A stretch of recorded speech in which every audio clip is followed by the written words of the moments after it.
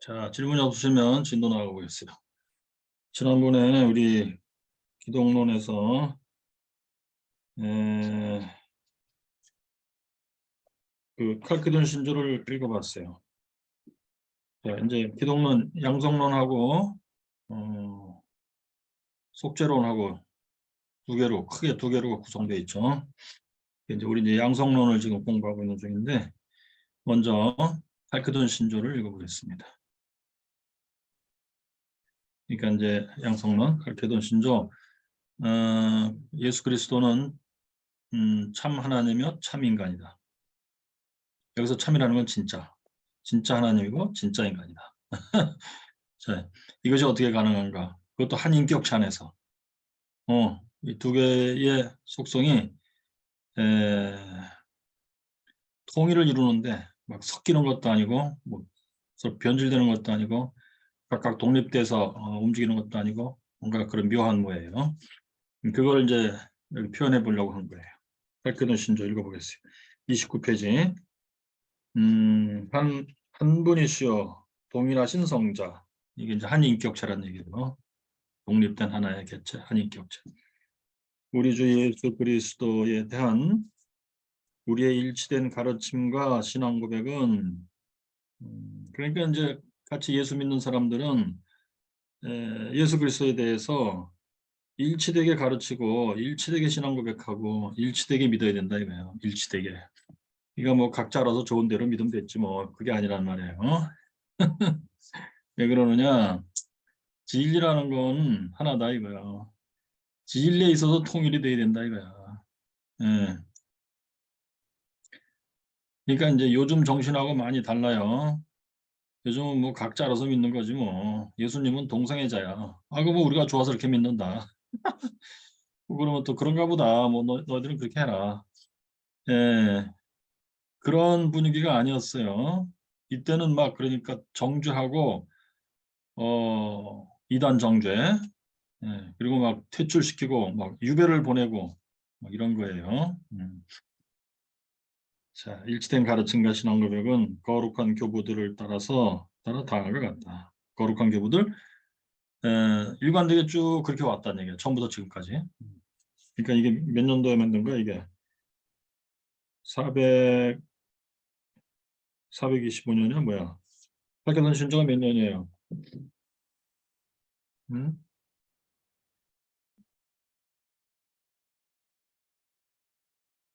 칼케돈.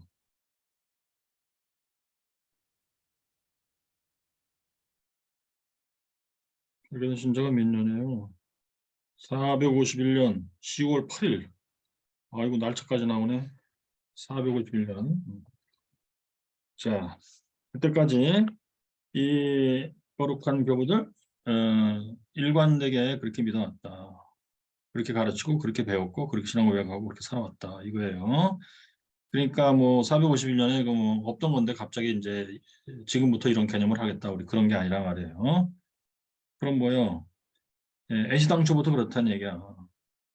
그러니까 처음에 예수님 자체가 그렇다는 얘기야. 음. 그럼 뭐야? 이거는 예수님이 탄생하기 전에도 그랬다는 얘기야? 만세 전에도 그랬다는 얘기야? 예수님은 처음부터 아예 예? 아버지로부터 태어나시다 이렇게 돼 있지. 그때부터 참 하나님의 참 인간의 속성을 가졌다는 얘기인가? 아니면 마리아에게서 태어날 때 그랬다는 얘기인가? 요거는 나중에 논해 볼 거예요. 이것도 하나의 문제야. 자, 그래서 그는 신성에 있어서 완전하시며 이게 뭐냐? 진짜 신성을 가지고 있다는 얘기예요. 완벽한 신성. 뭐 아버지 하나님의 신성과 같은 신성이라는 얘기예요. 그러니까 여기에는 이제 이미 그 앞에 있었던 325년 니케아 신조 성부 성자는 동일 본질이시다. 예, 그 개념, 그 신앙 고백이 밑에 깔려 있어요. 신성에 있어서 완전하시다. 또 인성에 있어서 완전하시다. 이제 이게 지금 여기에 덧붙여져 가지고 이 문제를 해결하려고 하는 거야. 인성에 있어서 완전하시다? 이거 뭐야? 우리 인간하고 완벽히 똑같다는 얘기예요. 똑같은 인성이라는 얘기예요. 우리 인간하고 똑같아요. 음. 그 본질이 우리 인간에서 똑같아요.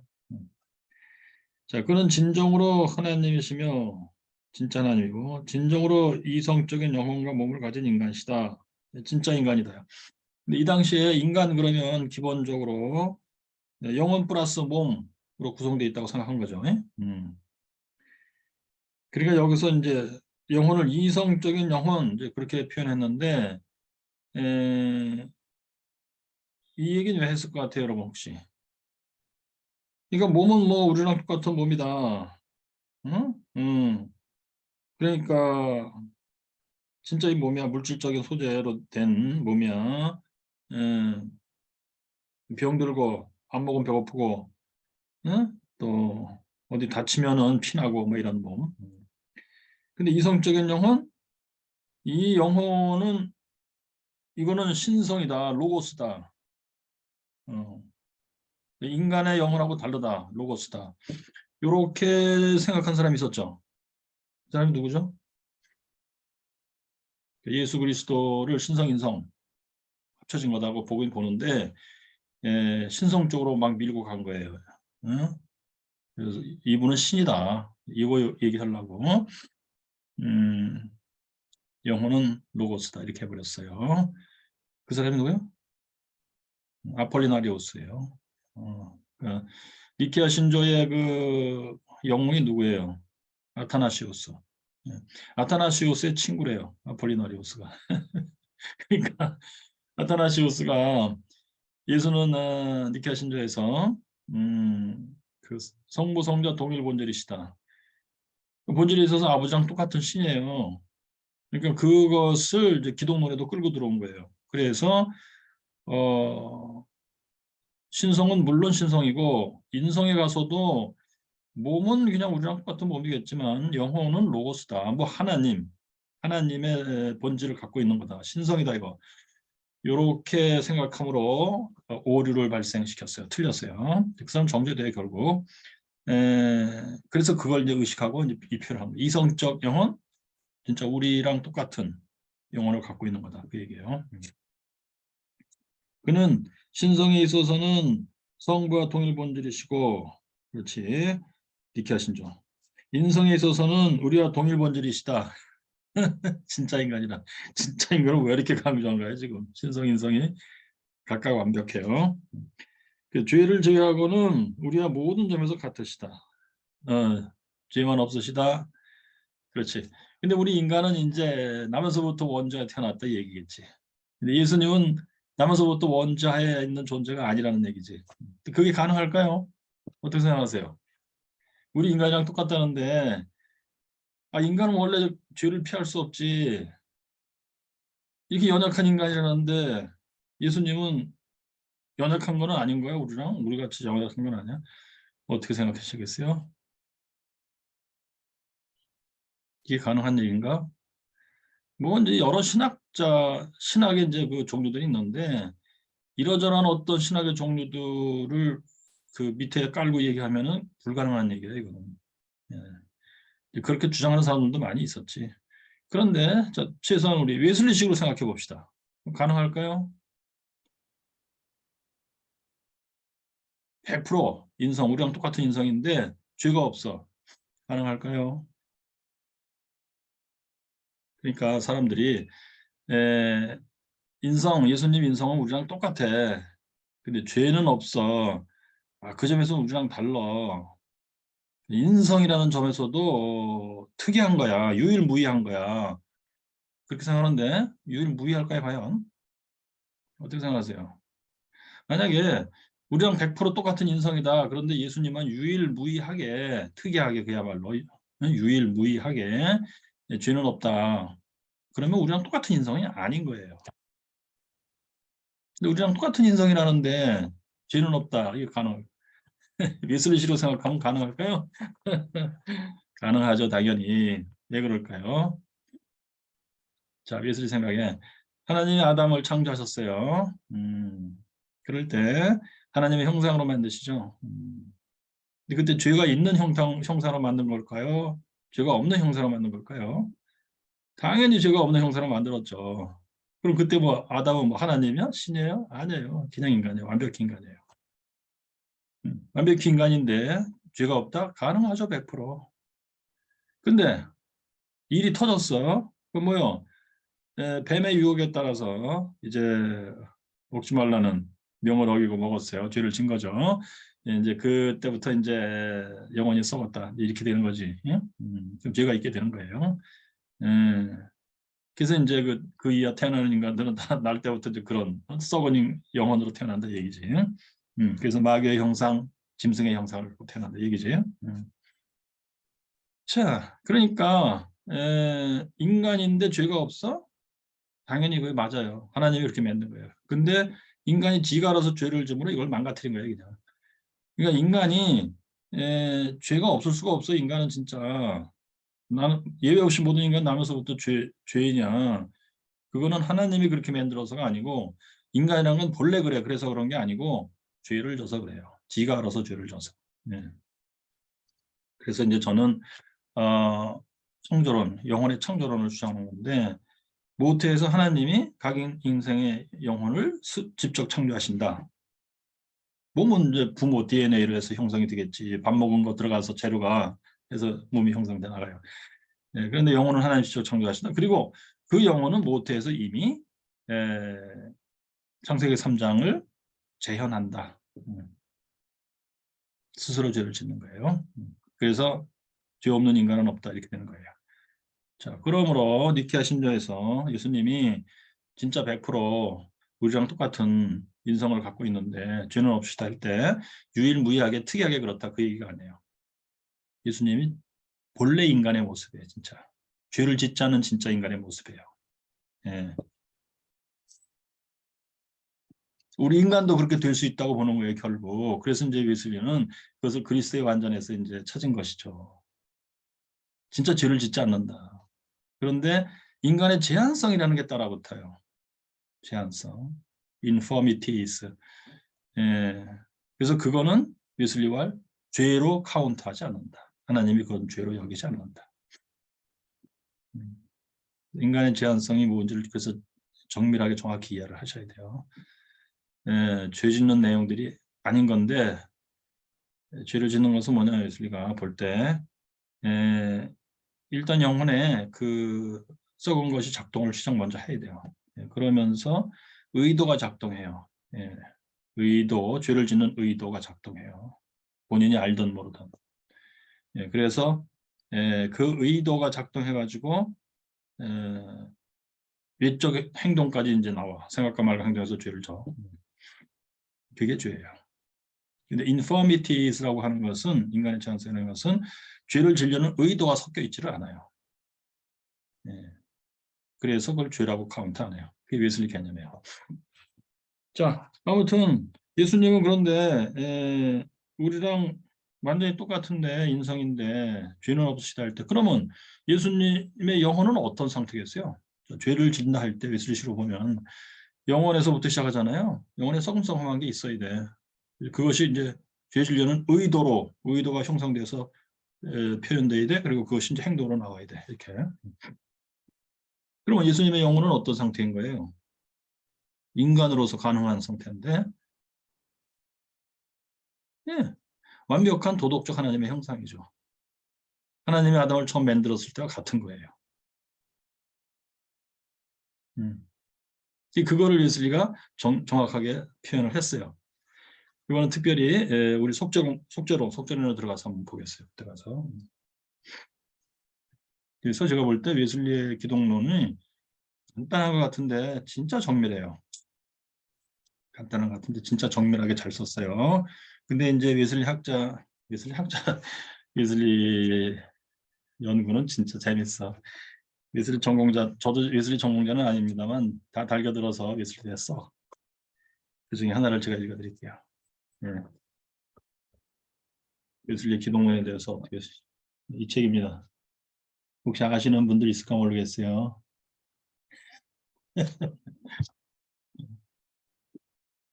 자, 기독론.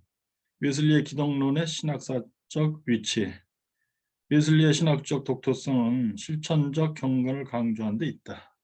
그러니까 이론적 신학에 있어서는 별로다 이 사람. 이 얘기예요. 이것은 18세기 당시 영국교회 신학자들뿐 아니라 대륙의 정통주의, 대륙은 유럽 대륙이에요. 정통주의 신학자들과 독일 경건주의자들에게서 일반적으로 나타나기 시작했던 경향들과 상응한다. 경건주의, 크게 분류해서 경건주의에 속한다. 경건주의는 신학에서는 별로 볼 거 없다. 경건의 실천적인 노력을 무지하게 잘했다. 근데 웨슬리도 그런 종류다. 이렇게 얘기했어요. 그러나 이러한 일반적 경향과는 달리 웨슬리는 실천적 경건을 그리스도의 십자가의 관점에서 보았다. 오호, 그리스도의 십자가의 관점에서 보았다? 뭐 예수 믿는 사람들, 예수 믿는 사람 치고 이렇게 안 보는 사람이 있다는 얘기야, 그럼? 그리스도의 십자가에 관해서 본 게 뭐가 특이하지? 즉, 그는 은혜를 떠나 행위로 간 것이 아니라 반대로 행위로부터 출발하여 변형시키는 성화적 은혜로 나갔다. 예, 그러니까 경건주의는 은혜를 떠나서 행위로 나갔다는 거야. 이 사람 생각은. 예, 그러니까 행위에만 치중했고 뭐 은혜와 행위를 잘 연결시키지도 못했고 뭐 이상하다 이 사람들 그런 식인데 웨슬리는 행위로 출발하여 변형시키는 성화적 은혜다. 그러니까 경건한 행동을 무지하게 잘 열심히 해서 에, 변형시킨다. 나 자신을 변형시킨다. 뭐 나중에 사회까지 변형시킨다고 생각해요. 사회적 성화. 그런 뭐 성화 은혜로 나간다는 거야. 그러니까 행위를 열심히 해서 은혜를 받아내는 그런 스타일이었다는 얘기야. 그래서 청년 웨슬리가 율법적이고 예전주의적이고 완전주의자였다면 이게 이제 청년 시대가 뭐야? 그러니까 회심 전이라는 얘기야 뭐야? 홀리클럽 했던 그런 시기야. 노년기 웨슬리는 성서적인 거룩함을 설교하여 사람들을 주님께로 회심시키었다. 즉 그는 설교의 기독론적 전제에 충실했다. 그리스도를 뭘 증거했다는 얘기 같은데 이게 뭐야? 위에서 행위를 열심히 해가지고 뭐 은혜를 받아 성화 은혜를 받았다는 얘기인데 설교에서는 기독론적인 전제를 충실했다는 얘기야? 그럼 뭐 예수님이 그럼 행위를 해서 은혜를 받았다는 얘기야? 예. 그래서 웨슬리의 명시적인 주제는 흔히 칭의와 성화로 알려져 있다. 그러나 그의 설교의 중심은 예수 그리스도에 대한 그의 신앙에 있었다. 이게 뭐야? 칭의와 성화로 알려져 있다는데 그 사람의 설교의 중심은 예수 그리스도에 대한 그의 신앙이라고? 그래서 이것이 칭의와 성화라고는 어떤 관계야? 예수 그리스도의 신앙이 또 따로 독립된 제3의 뭐야? 예, 글을 이렇게 쓰면 무슨 얘기인지 알아들을 수 없게 되는 거예요. 그래서 가령 여기 또 하느님이야. 이분은 또 하느님이라고 썼어요. 하느님의 진노와 대리적 형벌은 웨슬리의 성화론의 결정적인 전제다. 음? 말하자면 실천적 경건의 기독론적 전제 없이는 칭의와 성화에 대해서 바르게 이해할 수 없다. 실천적 경건의 기독론적 전제? 실천적 경건을 이제 열심히 했는데 거기에 기독론적인 전제가 이 사람 예수님은 있었다. 응? 하나님의 진노, 대리적 형벌, 예수님의 십자가. 이거는 내가 볼 때 굉장히 루터식의 분위기인데 사실은 루터는 이런 분위기예요 사실. 근데 웨슬리가 그렇다고? 그러면서 여기 이렇게 써 있어요. 그러나 웨슬리는 기독론에 대한 체계적인 기록을 별로 남기지 않았다. 신학자는 아니란 얘기예요. 그나마 남아있는 기독론적 진술도 단편적이다. 예. 이것마저 웨슬리의 고유한 기독론이 아니고 기독론적 전통의 에큐메니칼 흐름의 한 부분이었다. 즉 그의 기독론은 영국교회 39개 종교 강령 그것과 고대 기독교의 에큐메니칼 신조들 이게 이제 예, 지금 칼케돈 신조겠지? 개신교 정통주의의 교리적 공식들을 따르고 있다. 당연히 그래야지. 근데 19세기의 감리교 조직 신학자들은 기독론에 있어서 개신교 정통주의를 답습하였다. 웨슬리의 정통주의적 기독론은 루터파, 개혁파 및 성공회 기독론 전통의 공통적인 일반화된 개신교 정통주의 도식을 따른 것이다. 중요한 점은 정통주의를 따른 데 있는 것이 아니라 그런 도식 속에 웨슬리가 무엇을 강조했는가 하는 것이다. 가령 양성론의 경우에도 웨슬리는 신성은 강조하나 인성은 덜 강조한다. 아하. 그럼 뭐요? 아폴리나리우스라는 거야? 또한 기독론과 구원론의 강조점들 사이에 유사성도 지적될 수 있다. 기독론과 구원론의 강조점들 사이의 유사성? 이게 뭐지? 네. 네, 우리가 이런 글을 읽고 신학을 공부하면서 교육을 받았습니다. 그래서 신학생들의 머릿속은 자세히 들여다보면 라면이 뒤엉켜 있습니다. 그래서 나는 이것을 평생에 잔치국수로 똑바로 펴서 쫙쫙 똑바로 흐르게 만들려고 무지하게 노력을 했는데 나 자신부터 이런 거를 읽으면서 교육을 받았어요. 예, 책을 읽으면 뭐가 무슨 소리인지 알 수도 없고 그래서 참 붕 뜬 얘기고 그러다가 나의 동기들은 뭐 구체적이고 참 눈에 보이는 얘기가 나오기 시작하더라. 유신헌법 이후로 해방신학, 정치신학, 민중신학, 토착한 신학 할 때는 괜히 또 국뽕이 막 올라오기 시작하고 이러면서 길을 찾았다는 얘기예요. 그런데 그건 라면 때문에 그래요. 머릿속에 뒤엉켜서. 뭐가 뭔지도 모르겠고 글을 써도 뭐라고 쓰는지 모르겠고 읽어도 무슨 속인지 모르겠고 각자 상상하고 그러다가 구체적으로 뭐 앞에 총, 들어 총 구체적이잖아. 엎드려 쏴 구체적이잖아요. 불로 빠져든 것이다. 어느 교수님의 글인지는 말씀 안 드리겠어요. 자, 자 그래서 결국 여기저기 다시 우리 교재로 가서 30페이지에 진정으로 이성적인 영감을 가진 그는 신성에 있어서는 성과 동일본주시고 인성에 있어서는 동일본주시다. 죄를 제외하고는 우리와 모든 점에서 같으시다. 예. 왜 그런지 제가 말씀드렸어요. 예. 웨슬리의 개념에 의하면 예수님야말로 진짜 참다운 인간이에요. 진짜 인간이에요. 예. 우리가 본을 삼아야 마땅한 인간이에요. 예. 아담도 실패했어요. 예수님은 실패 안 했어요. 예. 그래서 두 번째 아담이에요. 성경 개념하고도 딱 맞아요. 바울의 개념하고도. 아담이 첫 번째 아담이고 예수님이 두 번째 아담이에요. 첫 번째 아담은 실패했어요. 두 번째 아담이 진짜 아담이에요. 아담, 인간이란 뜻에 진짜. 자, 그래서 신성에 있어서는 만세전에 성부로부터 출생하셨으나, 자, 그러니까 이제 이게 니케아 신조예요. 성부로부터 출생하신 게 피조물이 아니란 뜻이에요. 그러니까 신성에 있어서는 만세전에 출생하신 거예요. 아버지로부터 나왔어요. 그래서 찜쯤 개념을 가지고 설명을 하면 비스름하게 뭐가 되긴 돼. 근데 이 마지막 때에 우리를 위하여 그리고 우리의 구원을 위하여 인성에 있어서는 하나님을 낳으신 자 동정녀 마리아로부터 나셨다. 마지막 때에 예수님이 이제 성육신 하시는 그 시점 그 얘기예요. 지금 그때로부터 지금까지야 마지막 때.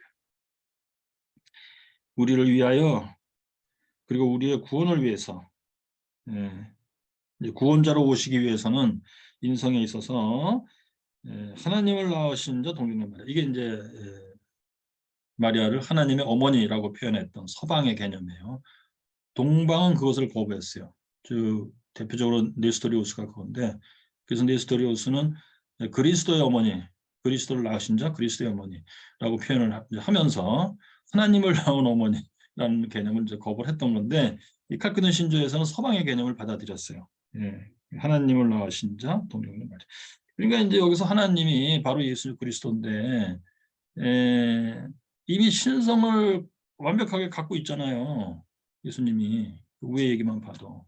그리고 이제 마리아에서 날 때 인성을 갖게 되는 거야 보니까. 그래서 하나님을 잉태하고 거기에 이제 DNA 이렇게 해가지고 성령과 성령으로 잉태하여 이제 우리와 같은 몸을 갖게 되시고 우리와 같은 영혼을 갖게 되시고 하면서 진짜 인성을 가진 존재 동시에 또한 해서 나오신 거예요. 신성이 있잖아. 신성은 하나님하고 똑같은 거란 말이에요. 아버지 하나님하고. 그러니까 그런 의미에서 하나님을 낳으신 어머니다. 이렇게 말할 수 있겠다. 이렇게 생각한 것 같아요. 그러면 여기서 그래서 한 분이시고 동일하신 그리스도 성자 주 독생자이신 그는, 자, 한 분이시고 동일하신, 이것이 이제 하나의 인격이란 뜻이에요. 하나의 인격체예요. 두 개의 인격이 아닌 거예요. 하나의 인격이야. 예, 이분이 그리스도 구원자이고 성자, 성부 성자 성령 삼위일체 중에서 한위 성자위이고 주, 우리의 이제 구원을 위해서 오신 퀴리오스예요. 하나님이야. 독생자야. 아버지로부터 나신 분이야. 아버지 하나님하고 여기 삼위일체가 이제 밑에 깔려 있죠. 삼위일체가. 삼위일체 없이 기독론을 말할 수가 없어요. 그러니까 삼위일체론을 뭐 그런 건 없다든지, 뭐 양성론이 그건 뭐 양태론이다 또는 양자론이다 막 이렇게 해석을 하고 니케아 신조로 들어가서는 이해할 수가 없어요. 니케아 신자하고 연결이 안 돼요. 이게 얼마나 중요한지 아시겠죠? 자, 그다음에 또 뭐 오늘날 같이 삼일체론을 뭐 공동체적 삼일체, 뭐 성부, 성자, 성자 각각 독립된 개개인데 이것이 하나는 아니다. 공동체적 개념에서 하나다. 이렇게 해버리면 칼케돈 신자하고 연결이 안 돼요, 결국. 예. 얼마나 엉터리인지 아시겠죠? 그러니까 삼일체로는 그렇게 엉터리로 해놓고 그 다음에 칼케돈 신조로 들어와서 뭐 칼케돈 신조는 제대로 이해해보겠다 하면은 그 사람 자체가 자가당착이에요. 예. 삼일체론하고 지금 칼케돈 신조의 양성론, 그리스도 양성론 하고 일맥상통하게 연결돼서 표현했던 건데 고대교에서는 이것을 서로 일맥상통이 안 되게 만들어 놓고 뭐 이런 뜻이다라고 해버리면 역시 라면이에요. 뒤엉켜 있는 겁니다. 그런데도 몰라. 우리는 공부하면서 몰라요. 그게 무슨 얘기인지. 자, 그래서 한 분이시고 동일하신 그리스도 성자 주 독생자이신 그는 두 본질을 갖고 계신즉 신성인성이에요. 이 두 본질은 서로 섞이지 않고 이제 여기 읽을 때 이렇게 돼요. 퀴토스예요. 예, 아는 나트란 뜻이에요. 그리고 서로 변화되지 않고 트레프토스, 서로 단절되지 않고 디아이레토스. 아는 너트, 디는 원래 디아예요. 디아. 근데 여기서 이제 뒤에 따라오는 것이 아이레토스이기 때문에 아자가 중복돼서 디아에서 아자는 빠져버린 거예요. 그 디아이레토스. 단절되지 않고 서로 나누지 않고 호리스토스. 상트렌시 된다. 이 네 가지 그 규정 굉장히 중요해요. 그래서 이 개념을 제가 단어 설명만 우선 일단 해드리겠어요. 자, 우선 첫째로 휘토스. 이거는 원형이 휘토스예요. 이것은 동사 헤어라고 하는 동사에서 온 건데 그 헤어라는 동사는 뭐냐면 붓다라는 뜻이에요. 특별히 불에다가 붓다는 얘기예요. 불에다가 광석을 들어붓는다. 그래가지고 거기서 유리를 끄집어낸다. 또는 쇠를 집어넣는다. 이 쇠를 집어넣고 저 쇠를 집어넣고 해서 불에다가 들어붓는다는 뜻이에요. 헤어라는 단어는, 동사는. 그래서 녹여갖고 서로 섞이게 만드는 거예요. 그래서 합금을 만드는 거예요. 그러니까 이 단어는 이제 합금, 신성과 인성은 예수라는 한 인격체 안에서 서로 용광로 속에 집어넣어서 녹여갖고 합금이 된 상태로 생각하면 안 된다. 이거예요. 합금이 돼가지고 뭐 하나의 인격이다. 이렇게 보면 안 된다는 얘기예요. 신성, 인성의 그 성격이 다 사라지겠죠. 이렇게 되면. 제3의 어떤 성격이 되겠죠. 이것이 이제 바로 유티케스. 유티케스가 이제 그렇게 잘못 생각했던 건데, 이제 그거를 거부하는 거예요. 그 다음에 두 번째 단어, 트레프토스. 요거는 이제 그 변화하다, 변질되다, 에서 오는 단어인데 거기에 아자 붙여서 나트 해서 변질되지 않는다, 휘어지지 않는다, 변화되지 않는다, 변질되지 않는다. 그리고 항상 동일하게 지속된다. 예. 예. 요거는 이제 그 뭐를 방지한 거냐면 아폴리나리우스만 해도 변질시킨 거예요. 즉 신성, 인성이 이제 한 인격체 안에 있는데 신성은 그대로 유지가 돼 있지만 인성에 있어서는 인간의 영혼, 몸 중에서 몸은 인간이지만 영혼은 신이에요, 신, 로고스야. 그렇게 되면은 인성 쪽에서 변질이 왔잖아요. 그걸 방지한 거예요. 그래서 이 두 본성은 한 인격체 안에 들어있는데 변질되지 않는다. 그러니까 신성도 변질 안 되고 인성도 변질 안 된다. 그대로 유지한다. 그 속성을 그대로 유지한다. 속성을 요거예요. 그 다음에 세 번째 단어 아디아이레토스는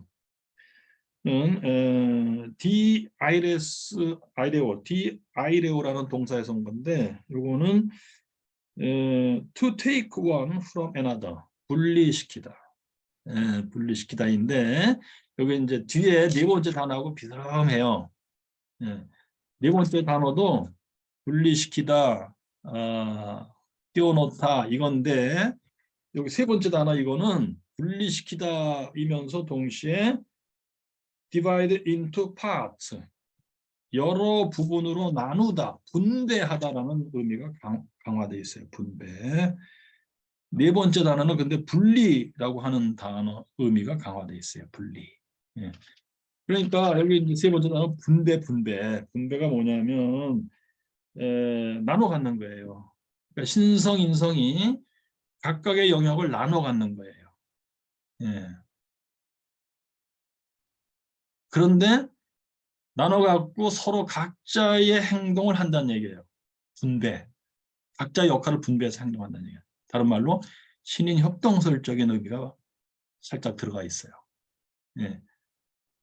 그러니까 칼케돈 신조에서는 신성, 인성은 예수 그리스도 안에서 신성, 인성은 그렇게 서로 신인 협동식으로 움직이는 게 아니라는 뜻이에요. 각자의 역할을 나눠 가지고 신성은 신성 역할하고 인성은 인성 역할하고 그래가지고 서로 합쳐서 합동돼 가지고 뭐 하나의 인격체 안에서 움직인다. 그렇게 생각하면 안 된다예요. 웃기지. 그다음에 네 번째 호리스토스. 이거는 호리쪼라고 하는 동사에서 왔는데 호리쪼가 바로 나누다예요. 분리시키다. 그래서 공간적인 의미에서 쓸 때는 separate, 분리시키다, part, divide one thing from another. 그러니까 좀 다르죠? 이 네 번째 단어는 divide one thing from another. 다른 곳에서 어떤 하나를 다른 곳에서 분리해서 떼어내다라는 느낌이에요. 신단동설적인 느낌이에요. 그러니까 분리해가지고 너는 가, 내가 할게 이런 느낌이에요. 그런데 앞에 세 번째 단어는 divide into parts예요. divide into parts. 부분으로 나누어서 각자의 역할을 분담하게 한다. 그런데 4번은 분리 독립이에요. 분리 독립. 그러니까 신성, 인성이 분리해가지고 인성은 잠자코 있어 신성 내가 한다. 또는 신성은 잠자코 있어 인성 내가 한다. 단동. 그런 느낌이에요. 그러니까 이제 칼케돈 신조의 정신은 신성, 인성이 예수 그리스도 안에서 그런 식으로 서로 뭐 분리돼 갖고 어느 하나가 각자 알아서 움직인다. 각자 알아서. 서로 소통 없이. 그러니까 4번 개념에서 소통 없이라는 게 강조되어 있어요. 서로 분리되어서 소통 없이. 그리고 3번 개념에서는 서로 분리되어 각자의 역할을 분담하여. 이런 느낌이 강화되어 있는데 그런 거 저런 거를 다 거부한다요. 칼케돈 신조. 자, 그러면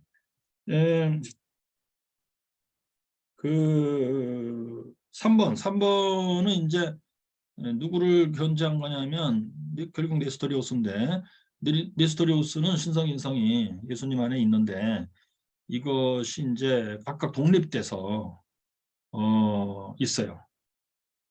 어떤 도덕적인 의미에서만 소통을 해요. 그 뜻은 뭐냐면 신성이 인성을 가르치는 거야. 그래서 상당히 도덕적으로 흠이 없어, 예수님. 그런 식으로 신성과 인성이 이제 통일해서 움직이는데 어떤 본질적인 차원에서는 소통이 있을 수 없다 이거예요. 응? 창조주와 피조물이 어떻게 소통하겠느냐. 신성과 인성이 어떻게 소통하겠느냐. 이런 느낌에서 3번, 4번이 다 네스토리우스를 견지하는 개념이다. 그러니까 신성, 인성이 분리되어서 뭐 각각의 역할을 분담한다든지 그렇게 생각해서도 안 되고 또 신성, 인성이 분리되어서 신성이 인성을 뭐 압도해버린다. 인성이 신성을 압도해버린다. 그런 식으로 사고하면 안 된다. 근데 오늘날 같으면 인성이 신성을 압도해버리는 스타일로 생각을 많이 했어요. 자유주의 신학 이후로. 예수는 그냥 인간이에요. 역사적인 예수 이래가면서. 예. 그렇죠. 그러니까 칼키돈 신자가 다 내다본 거예요. 인간의 머리가 생각할 수 있는 가능성들을 다 생각해서 다 그것을 방지해 놓은 겁니다. 그러니까 역사적 예수식으로 사고한다. 자유주의 신학으로 사고한다. 해방 신학식으로 사고한다. 칼키돈 신자 다 어긋나요. 결국 이단이야 다 이단인데 그걸 또 이단이라고 처분은 또 안 해. 자, 그러면 웨슬리식으로 사고하면은 이 문제가 다 깨끗이 해결이 되는데 결국 이건 이제 하나로 부어가지고 1번서부터 여기 이제 1번 섞이지 않는다. 에서부터 웨슬리식으로 사고하면 어떻게 돼? 신성, 인성이 그대로 다 있어요. 특별히 웨슬리는 그 설교 주 우리의 의 설교에서 아주 명확하게 쓰는데 신성, 인성이 그대로 다 있다. 보존돼 있다. 각각의 본질, 속성이. 그리고 두 번째 변화되지 않는다. 그렇지. 신성, 인성은 고유성을 그대로 보존하고 있는 거예요. 그 다음에 이제 3번, 4번 문제를 웨슬리가 아주 기막히게 해결을 했는데 그게 바로 복사라고 하는 개념이에요. 코피. 즉 다른 말로 하면 도덕적 하나님의 형상이에요. 그러니까 웨슬리가 아담을 설명할 때도 인간 그냥 대표를 설명할 때도 도덕적 하나님의 형상으로 하나님이 창조하셨다 했을 때 하나님이 도덕적 하나님의 형상을 갖고 있어요. 그래서 하나님이 그냥 사랑인 것처럼 아담도 사랑의 상태였다. 하나님이 처음 창조했을 때. 그리고 하나님이 공의와 자비와 진리를 기준으로 삼고 계시다 했을 때 아담도 그랬다. 그리고 셋째, 하나님이 퓨어, 이 상태에서 퓨어하시다. 흠이 없어. 아담도 역시 그랬다. 퓨어했다. 흠이 없었다. 그게 도덕적 하나님의 형상인데 그게 코피예요. 하나님의 도덕적 형상을 인간의 차원에서 가능한 만큼 인간의 능력의 범위 내에서 가능한 만큼을 그대로 복사한 거예요. 하나님의 그 도덕적 하나님의 형상을. 그러니까 내용이 같아. 근데 규모나 차원이 완전히 다르죠. 창조주와 피조물식의 차이가 당연히 있죠. 이렇게 해서 두 가지를 다 올바로 생각할 수 있게 되었다는 얘기예요. 하나님을 닮았다. 그 다음에 하나님과 인간은 차원이 다르다. 그 해결했잖아요. 코피라고 하는 개념 하나 갖고. 자, 그렇게 되면 어떻게 돼? 이제 인성은 역시 인성이에요. 그러니까 뭐요? 변화된 게 아니에요. 아까 얘기했잖아요. 원래 인간은 죄가 없는 게 맞아요. 그러니까 원래 인성이 변화돼 갖고 예수님에게서는 완전히 깨끗해졌어. 죄도 없는 뭐 거룩한 거야. 그게 아니라니까. 원래 인간이 거룩해요. 죄 져서 망가진 거지. 자, 그 다음에 신인 협동설적으로 신성, 인성이 서로 이제 분리돼서 분담하고 있다. 분담이 아니에요. 왜냐하면 신성이 인성의 이제 도덕천함 형상을 이렇게 코피해서 주고 인성은 그것을 코피해서 받고 해서 서로 완벽한 소통 속에 있지. 어떻게 신성도 사랑으로 움직이고 인성도 사랑으로 움직이는 거예요. 예수님 안에서. 예수님 안에서 신성도 정의와 자비와 진리를 기준 삼고 움직여요. 그리고 예수님의 인성도 그렇게 움직이는 거예요. 차원과 규모만 다를 뿐이에요. 신성과 인성이. 그러니까 서로 뭐 분담해서 각자 역할을 맡고 있다가 아니지. 똑같이 신성이나 인성이나 도덕적 하나님의 형상 속에서 움직이는 거예요.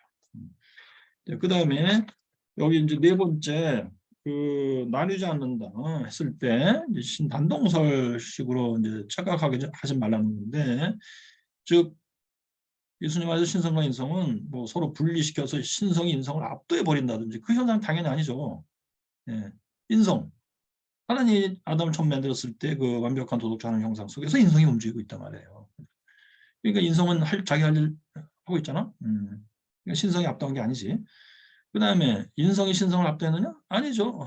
신성이 있어야 호피 해준 것이 유지가 된단 말이에요. 신성을 신성과 소통을 하고 있어요. 그러니까 예수님은 우리 인간도 원래 우리 인간 속에는 신성이 들어와 있는 게 아니에요. 그런데 성령 하나님이 들어와서 역사해 주셔요. 그런 식으로. 그래서 우리는 성령과 일치를 해야 돼요. 예. 근데 예수님은 본인 자체에 들어있는 신성, 인성 속에 소통이 있으므로 인성이 신성을 따르고 신성은 인성에게 코피해서 소통해주고 인성은 그 코피를 받아서 두 개가 똑같이 하나 도덕적 하나님의 형상 속에서 통일돼서 움직인다. 도덕적 하나님의 형상 이 개념이 그래서 아주 중요한 중심 개념이에요. 인간론에 있어서도 이걸 회복하는 게 구원이고 기독론에 있어서도 이 도덕적 하나님의 형상 예수님 안에 있는 도덕적 하나님의 형상이 바로 신성과 인성이 각자의 본질을 정확히 100% 유지하면서도 상호 간의 소통 속에 완벽한 통일된 소통 속에서 있을 수 있는 개념이에요. 근데 아까도 제가 소개해드렸습니다만 웨슬리는 뭐 인성보다는 신성을 강조했다고? 천만의 만만의 말씀이에요. 웨슬리의 설교를 진짜 알고자 하는 심정으로 면밀하게 뜯어서 읽지를 않았어요. 처음부터 웨슬리 읽을 때 얕보는 기분으로 읽으신 거야. 웨슬리 뭐 경건주의고 실천하고 부흥사고 뭐 신학에 있어서 별거 옛날 사람들이 말한 거 그대로 그냥 뭐 베끼듯이 베껴서 그냥 썼을 뿐이다. 이 사람이 뭐 신학적 사고나 독립적으로 했겠느냐 뭐 이런 식으로 멸시하는 눈으로 봤기 때문입니다. 그러니까 그분의 입에서 나오는 말은 뭐예요? 원불교에도 구원이 있다는 얘기예요. 참 그래서 에휴, 머릿속도 라면처럼 뒤엉켜 있지만 그 심령도 성령에서 하나님이 알려주신 기독교의 진리로부터 멀리 멀리 떨어져 나가는 우주의 유화가 돼버리는 그런 스타일로 신학을 공부했나이다. 그래서 저의 심경을 토로한 설교가 한 편 유튜브에 올라가 있는데 나는 속았었다라는 제목의 설교예요. 씁쓸해요. 스승님을 존경하고 끝까지 참 감사합니다. 이렇게 해야 되는데 내가 나쁜 놈인지 모르겠어요. 그러나 저는 중요한 것은 진리지 인간관계가 아닙니다.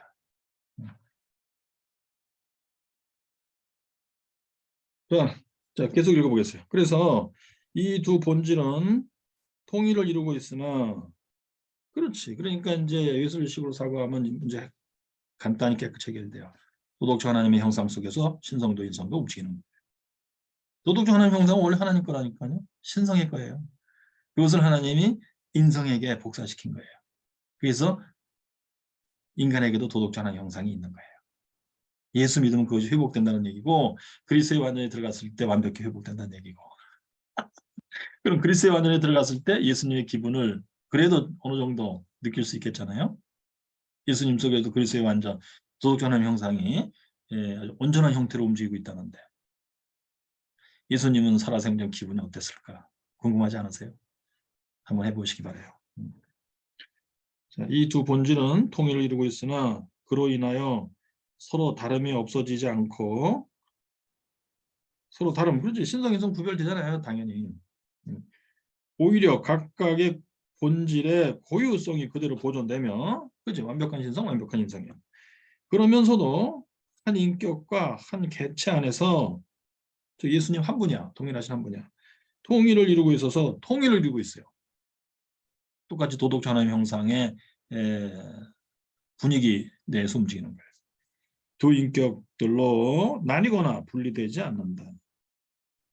그러하신즉 예로부터 선지자들이 이미 그에 대하여 선포했던 그대로 구약 성경에서도 예수님은 오실 것이다 이렇게 돼 있는데 신성 인성 그런 모습으로 오실 것이다 그렇게 예언했던 거예요. 또 예수 그리스도 자신이 신약 성육신 이후에 신약의 시대에 들어와서 우리에게 가르치셨던 그대로 예수님 자신도 나는 신성과 인성이 한 인격체 안에서 통일을 이루고 있는 존재다 그렇게 가르쳤다는 얘기예요. 교보들의 신앙 고백이 우리에게 전승한 그대로 이것을 이제 지금 451년인데 그때까지 제대로 알고 제대로 가르치면서 왔다는 거예요. 교회 안에서는. 그래도 그게 유지됐다는 거예요. 뭐 엉뚱한 얘기도 하는 사람들도 뭐 무수히 많고 그렇지만 그러니까 교회의 모습이 여기도 나타나 있잖아요. 진리의 흐름이 있어야 없는 게 아니에요. 그런데 동시에 거기에 같이 뭐 틀린 얘기들을 하는 또 여전히 왕성하게 짝이 없는 그런 어떻게 보면 이단적인 인간들 두뇌들도 다 그 안에 들어와 있다는 얘기예요. 교회 안에. 전승한 그대로 한 분이시고 동일하신 독생자 성자 하나님 로고스 주 예수 그리스도이시다. 네. 자, 혹시 질문 있으십니까? 일단 칼케돈 신조까지 읽어봤어요. 네. 질문 좀 하나 있는데요. 예. 그 지금 이단으로부터 받게 되는 그 예수의 영에 관한 그 문제가 하나 있었습니다. 예. 그러니까 이게 예수님은 이제 사람이 처음에 시작할 때는 하나님께서 아담에게 생기를 그 코에 불어 넣으셔서 생명이 됐다라는 문장이 있는데 그럼 이제 사람의 영이 하나님부터 출발됐다라는 그 전제가 이미 하나가 출발된 거지 않습니까? 그런데 예수는 이제 성령에 의해서 잉태됐다. 하기 때문에 물론 예수님은 이제 요한복음에 보면 처음부터 함께 계셨기 때문에 하나님과 함께 계셨기 때문에 예수님의 출발은 성부 하나님으로부터 출발하는 게 맞는데 근데 지금 이단에서 주장하는 게 뭔가 아니 그러면 이제 예수의 영이라는 것은 도대체 이 그 육체 안에 들어간 것인가? 라는 질문이 있었거든요. 그거는 무당식으로 예, 사고 상상한 거예요. 예, 예. 자, 일단 예수님은 피조물이라고 봐야 되는 거예요? 아닌 거예요? 그, 그러니까 저희 주장인지 아니면 이단 걸 말씀드린 게 나을 거지 싶어갖고요. 아니, 예, 일단 그냥 논리적으로 사고해 봅시다. 논리적으로. 예, 논리적으로, 예. 예수님은 피조물일까? 아닐까? 하나님 아버지부터 나왔다면은 거기서 좀 이해하기가 자, 어렵습니다. 예수님을 피조물로 보는 견해들이 이미 있었는데 그게 양자론이에요. 삼일체론에 있어서 양자론이에요. 그게 뭐냐면 예수님은 진짜 요셉과 마리아 사이에서 난 인간이에요. 피조물이겠지? 그다음에 그 속에는 신성은 없겠지? 인성과 인성이 있겠고 그것은 뭐 간단히 표현하면 영혼과 몸으로 구성되어 있겠지. 영혼도 인성이고 인간이고 몸도 인간이고 그래요. 피조물이에요. 그런데 이분이 워낙 훌륭해. 뭐 아버지 하나님이 뭐 역사에서 서서히 훌륭해질 수도 있어. 그리고 뭐 순종도 잘했어 하나님께. 그러다 보니까 이제 하나님이 특별하게 여기시고 이제 거기다가 이제 막 능력을 부여하신 거야. 디나미스 능력. 그래서 이제 이분이 막 기적도 행하고 죽은 자도 살리시고 뭐 이렇게 할 수 있었던 거예요. 그리고서 이제 결국 십자가에서 죽으시고 승천하야 하나님 우편에 계실 때는 뭐 거의 하나님과 뭐 거의 뭐 한 1mm 정도 차이 있을 뿐 거의 똑같아. 거의 똑같아요. 이렇게 상상한 겁니다. 그랬을 때 이제 이 예수님은 피조물이에요. 본질적으로. 그래서 이제 삼위일체론에 있어서는 이분은 진짜 신은 아닌 거예요. 결국. 그래서 신은 이제 성부 하나님 한 분만이 신이다. 그래서 신성의 단일성 유지하려고 애를 썼지. 그래서 모나키아니즘인데 단일성 유지. 신의 존재의 단일성.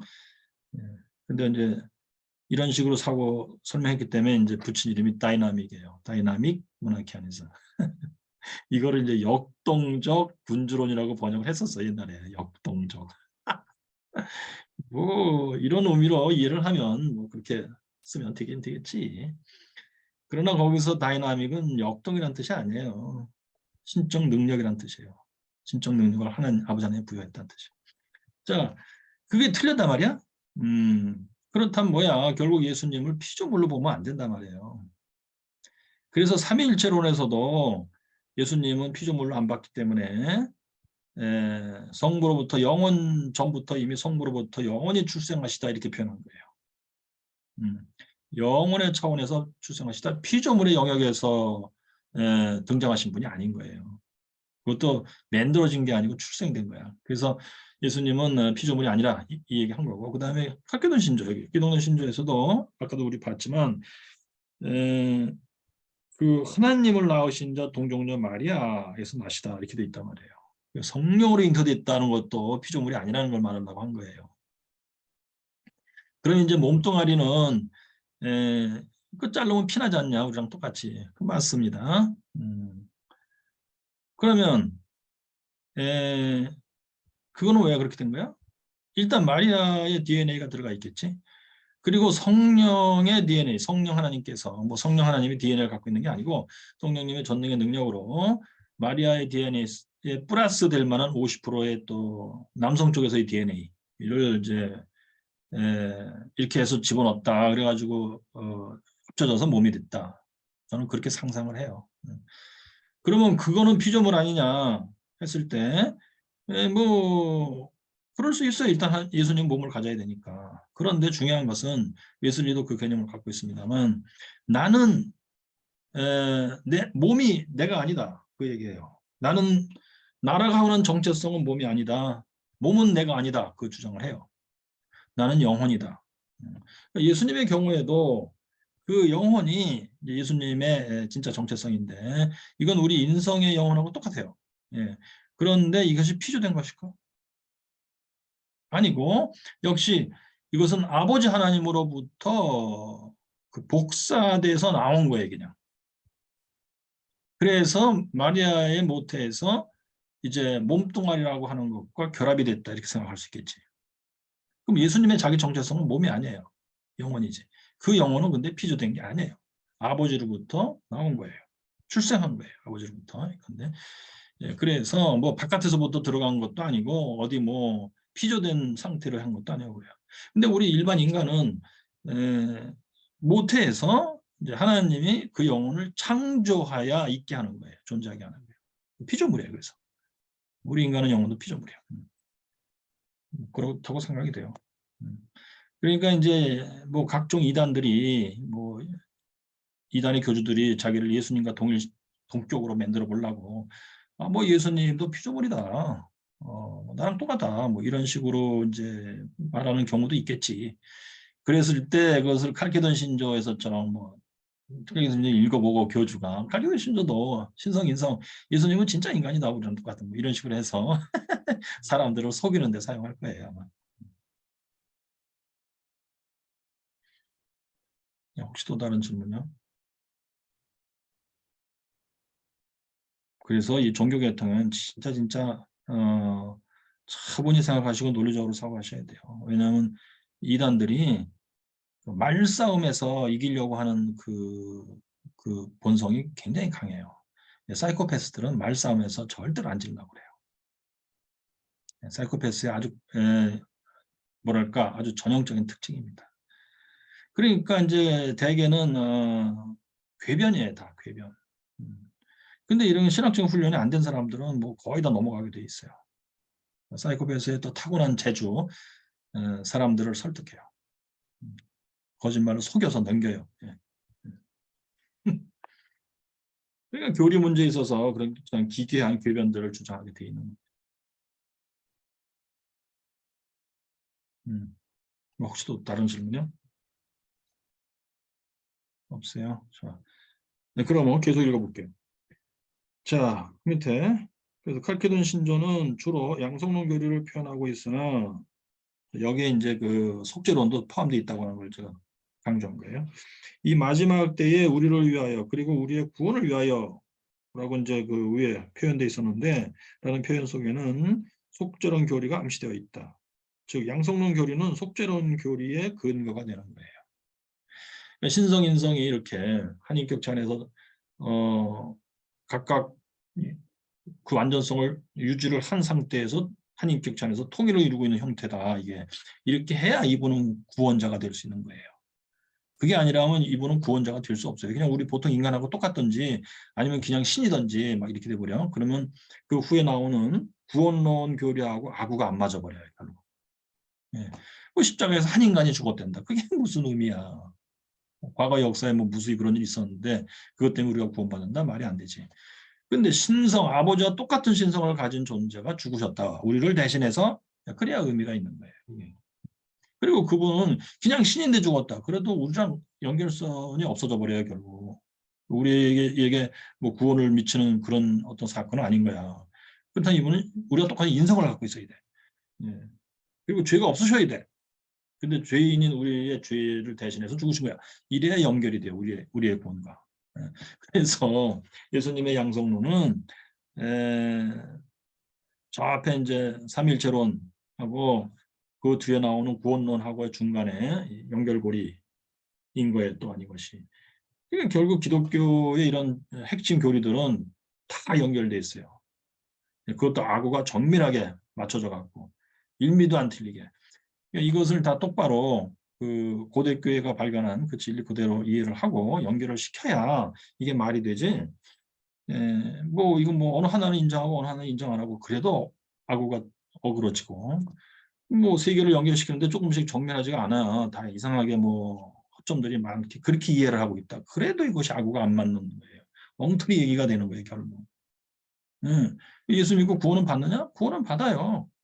믿음이라는 것은 그냥 우리 인생의 지식이 아니에요. 근데 우리가 지금 공부하는 것은 그냥 학술적인 지식입니다. 학술적인 지식이라는 게 뭐냐? 사실을 학술적으로 발견하고 입증하고 하는 작업이에요. 그것이 왜 논리적으로 맞는지 그것을 입증하고 설명하고 하는 작업이에요. 학술은. 이거 학술적인 지식. 근데 그 학술적인 지식에서 발견된 사실을 가지고 우리는 또 신앙 고백을 하는 거예요. 신학 자체를 가지고 신앙 고백하는 게 아니고 신학이 발견한 사실을 가지고 이제 우리는 믿음을 가지고 신앙 고백을 하는 거예요. 그래서 이렇게 이제 다 연결돼 있어요. 학술과 신앙 고백도 이렇게 연결돼 있어요. 그러니까 학술은 딴 얘기하고 신앙 고백은 또 딴 얘기하고 이래도 안 맞아요. 그건 역시 정신분열증이고 라면입니다. 뒤엉킨 라면이에요. 그래서 이제 그 양성론 교리는 속죄 교리의 근거이다. 양성론 교리가 올바르면 그것에 근거한 속죄론 교리도 올바를 수 있으나 양성론 교리가 올바르지 않으면 뭐 틀리게 얘기했다든지 틀리게 이해하고 있다든지 왜냐하면 속죄론 교리도 올바르지 않을 가능성이 커지는 것이다. 그래서 이거는 참 진짜 심각한 문제입니다. 심각하다, 중요한 문제다. 그래서 제가 현대신학을 제가 이제 공부하고 여러분들에게 조금씩 설명드릴 때 거의 다 비판하는 식으로 얘기를 했는데 그래서 그렇습니다. 뭐 새로운 시도들일 수는 있어요. 진리를 발견하고자 하는 시도일 수는 있는데 그것이 진리로서 입증된 후에 우리는 진리로 인정할 수가 있어요. 그러기 전에는 다 시도들이에요. 그냥 실험. 그러니까 실험 실습할 때 항상 성공하는 거 아니잖아요. 뭐 실패가 뭐 100번 실험했는데 뭐 99번 실패했고 한 번에 성공했다 이럴 수가 있는 건데 99번 실패한 실험들이다. 다. 현대신학은 실패한 실험들이다 이겁니다. 근데 그 실험 자체가 그럼 무의미하냐? 그건 아니에요. 실험해야지.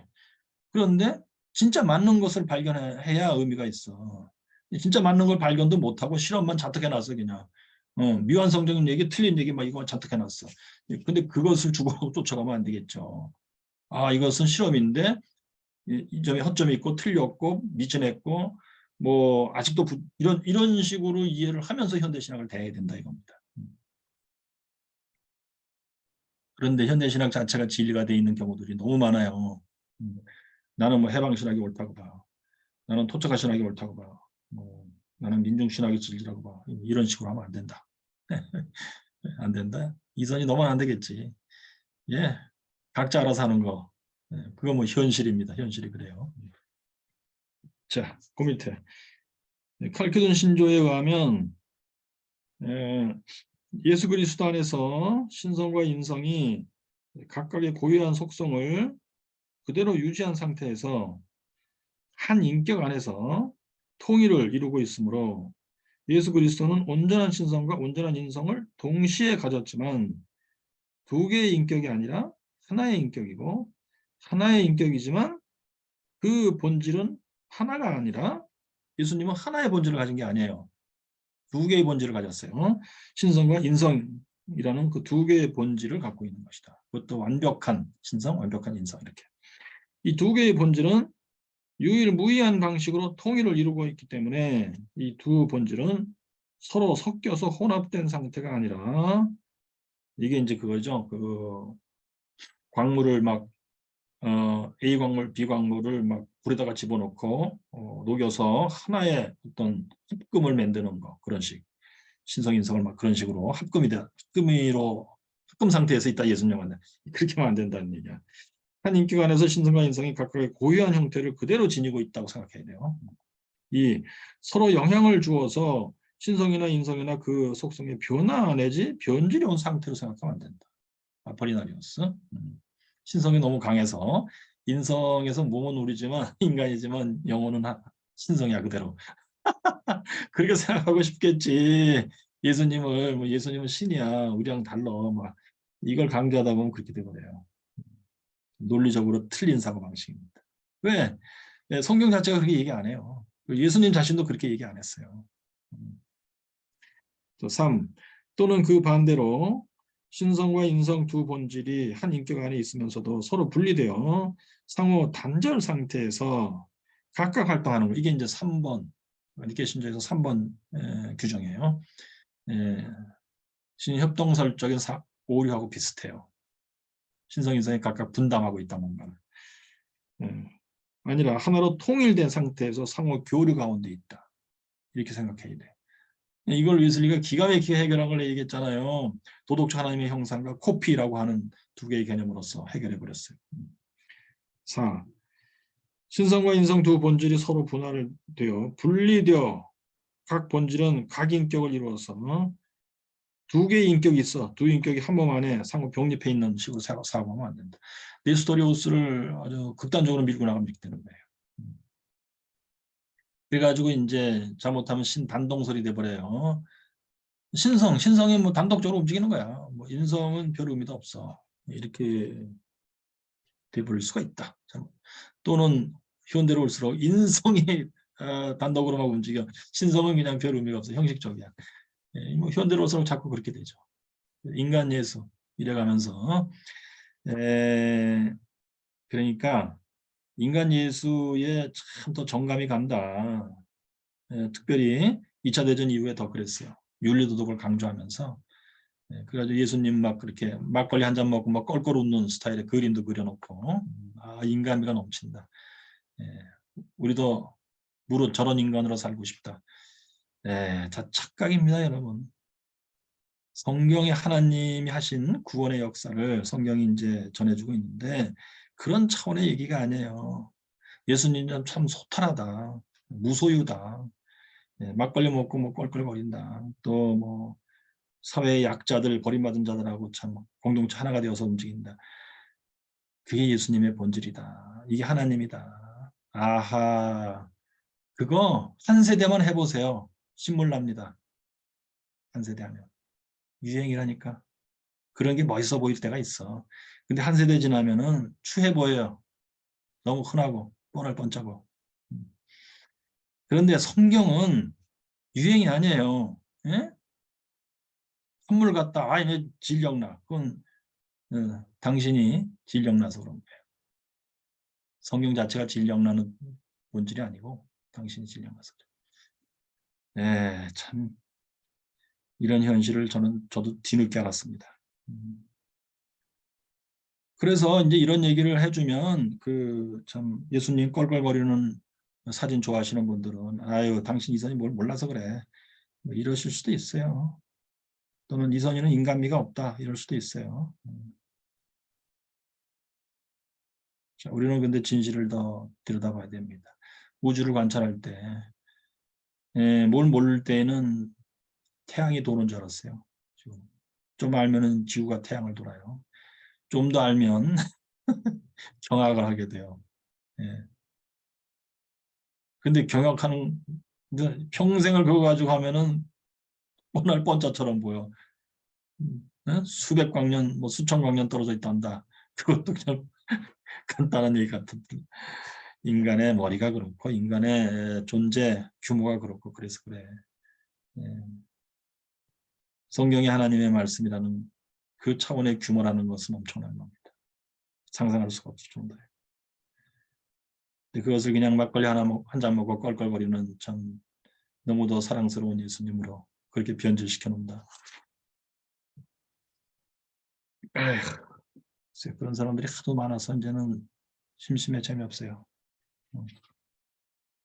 그다음에 1번의 규칙을 어긴 경우를 생각해 보겠어요. 그러니까 막 그 혼합이에요. 합금. 신성과 인성은 상호 혼합되어서 신성 또는 인성의 고유한 형태를 상실하는 것으로 보아서는 안 된다는 규칙을 어긴 것이 아폴리나리오스이다. 그리고 유티킬 수도 있어요. 자, 그 아폴리나리오스는 예수 그리스도의 신성을 더 강조하기 위하여 신성과 인성의 결합에 있어서 예수 그리스도의 혼과 몸은 인성에 속한 것이지만 그의 영은 혼과 몸, 이게 이제 그러니까 그걸 뭐라고 그래? 이게 구원파에서도 이런 인간관을 갖고 있고 그들이 따르는 게 누구지? 중국 사람 워츠만 리. 워츠만 리의 책을 통해서 우리나라에서는 이것이 많이 퍼져 있어요. 혼과 영은 이렇게 뭔가 하나의 통일을 이루고 있는 거고 영은 따로 분리돼 있어. 그러니까 아폴리나리오스도 그의 영은 신성의 영이라고 보았다. 이게 그래서 로고스라고도 표현해요. 따라서 인성의 고유한 형태인 영과 혼과 몸의 구조가 손상돼 버린 거예요. 3분법. 그래서 아폴리나리오스가 이제 정죄당한 후에는 이 3분법 자체를 멀리하는 그런 풍조도 있었다고 그래요. 신성은 온전하지만 인성이 온전하지 못하므로 왜? 영은 신성이니까. 보통 인간은 영, 혼, 몸이 다 인성인데 예수님은 영은 신성이야. 혼과 몸만 인성이고.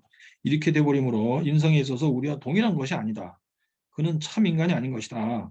따라서 다음과 같은 오류들이 발생할 수 있다. 1.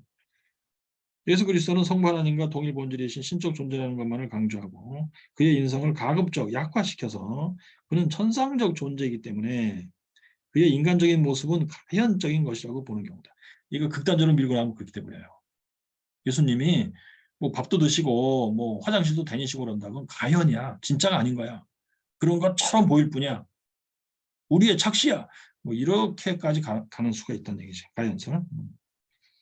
2단 사이비 교주의 경우 자신을 예수 그리스도와 동일시하면서 자신을 천상적인 존재로 여길 때 그의 기독론은 이런 종류의 오류를 범하고 있는 것이다. 자기가 예수랑 같다 이거야. 네. 겉으로는 인간처럼 보이지 나의 영혼은 신성이야. 니들이 몰라서 그렇지. 이런 식으로 교주가 할 수가 있죠. 네, 그럴 때 아폴리나리오스가 이미 그런 개념을 사고를 하고 있었다. 정죄받았다게. 네. 이렇게 되는 거예요. 심지어 예수 그리스도는 성부 하나님 자신인데 양태론이에요. 성자의 양태로서 나타난 존재라고 보는 경우 이는 삼일체론에 있어서는 양태론적 오류이고 그리스도론에 있어서는 아폴리나리오스적 오류가 된다. 그렇죠. 이 오류를 이제 피하려면 이제 아까 그 칼케돈 신조에서 1, 2, 3, 4 그래서 1번, 2번을 다 사용해야 돼 사실은. 그러니까 이게 합금이 돼버렸다 이렇게 봐도 안 되고 변질됐다 신성 인성 뭐 뭔가 변질되었다 이렇게 봐도 안 되고 그런 간단한 표현으로 칼케돈 신조는 무수다양한 오류들을 방지할 수가 있었던 겁니다. 이 간단한 논리적 표현으로 합금 안 됨, 변질 안 됨, 분담 안 됨, 분리 안 됨 이렇게 네 가지 논리적인 규정을 둠으로써 기독론에 있어서 신성 인성의 예수님 한 인격체 안에서 통일을 이루고 있다. 이것을 어떻게 생각해야 되냐 했을 때 네 가지만 피해라. 이 네 가지만 피해라. 네 가지 피하는 게 아주 쉽지가 않아요. 자기가 그 중에 어느 하나를 지금 취하고 있었을지도 모르는 경우가 대다수. 그래요. 3. 한 하나님이 시대 경륜을 따라서 성부로 성자로 성령으로 나타나신 것이라는 주장도 양태론 저고리일 뿐만 아니라 그리스도에 있어서도 예수 그리스도의 인성을 간과함으로 가르치던 신조를 어기는 꼴이다. 그렇지. 뭐 이제 설교할 때 까뜩하면 이렇게 설교하기 쉬운데 성부 시대, 성자 시대, 성령 시대, 한 분 하나님이 각 시대에 모양만 다르게 해서 나타나실 분 같은 하나님이다. 그래서 예수님도 하나님 자신이다. 이렇게 하면 근사할 것 같지만 삼일체론에서도 틀렸고 기독론에서도 틀린 거예요. 우리는 보통 삼일체론에서 틀려서 요 얘기 한 가지만 하는데 삼일체론 틀리고 기독론에서 틀린 거예요. 칼케돈 신조에 안 맞아. 그럼 어떻게 해야 돼? 재판해야 돼. 그 당시엔 그랬다니까. 그래가지고 유배 보내요. 유배. 이번의 규칙을 어긴 경우 변질. 신성과 인성은 상호 영향을 주어서 신성이나 인성에 변질이 온 것으로 봐서는 안 된다는 규칙을 어긴 경우가 유티케스. 이게 지금 이거 조금 수정 보완해야 될 것 같아. 유티케스는 1번 규칙도 어긴 거예요. 아폴리나리우스하고 유티케스가 동일히 1번, 2번 규칙을 다 어긴 거예요. 유티케스다. 유티케스는 예수 그리스도는 신성과 인성이 하나의 통일체로 결합할 때 이것만 뒤집다 강조한 거야, 이 양반은. 그게 왜 그러냐면 네스토리오스 때문에 이제 이렇게 주장하겠는데 네스토리오스가 신성, 인성을 너무 명백히 구분해 버렸단 말이에요. 그리고 분리시켜 버렸어요. 그랬더니 이 양반은 이걸 하나의 통일체, 한 인격으로 만들어야 되겠다 이렇게 생각한 거예요. 그래서 인성이 신성으로 흡수되어 병합됨으로써 이 두 본질이 상호 변화되어 제3의 본질로 통합이 돼버리는 거예요. 그러니까 신성도 살짝 변형되고 인성도 신성 쪽으로 변형되고 하면서 하나의 제3의 뭐가 되는데 그야말로 이거 뭐라고 그래야 돼? 지상에 있는 인간에게서 볼 수 없는 거예요. 이거. 그러니까 외계인처럼 했다고 봐야 되나? 뭐 이런 식으로. 이 경우에도 예수 그리스도는 우리와 같은 본질을 가진 것이 아니다.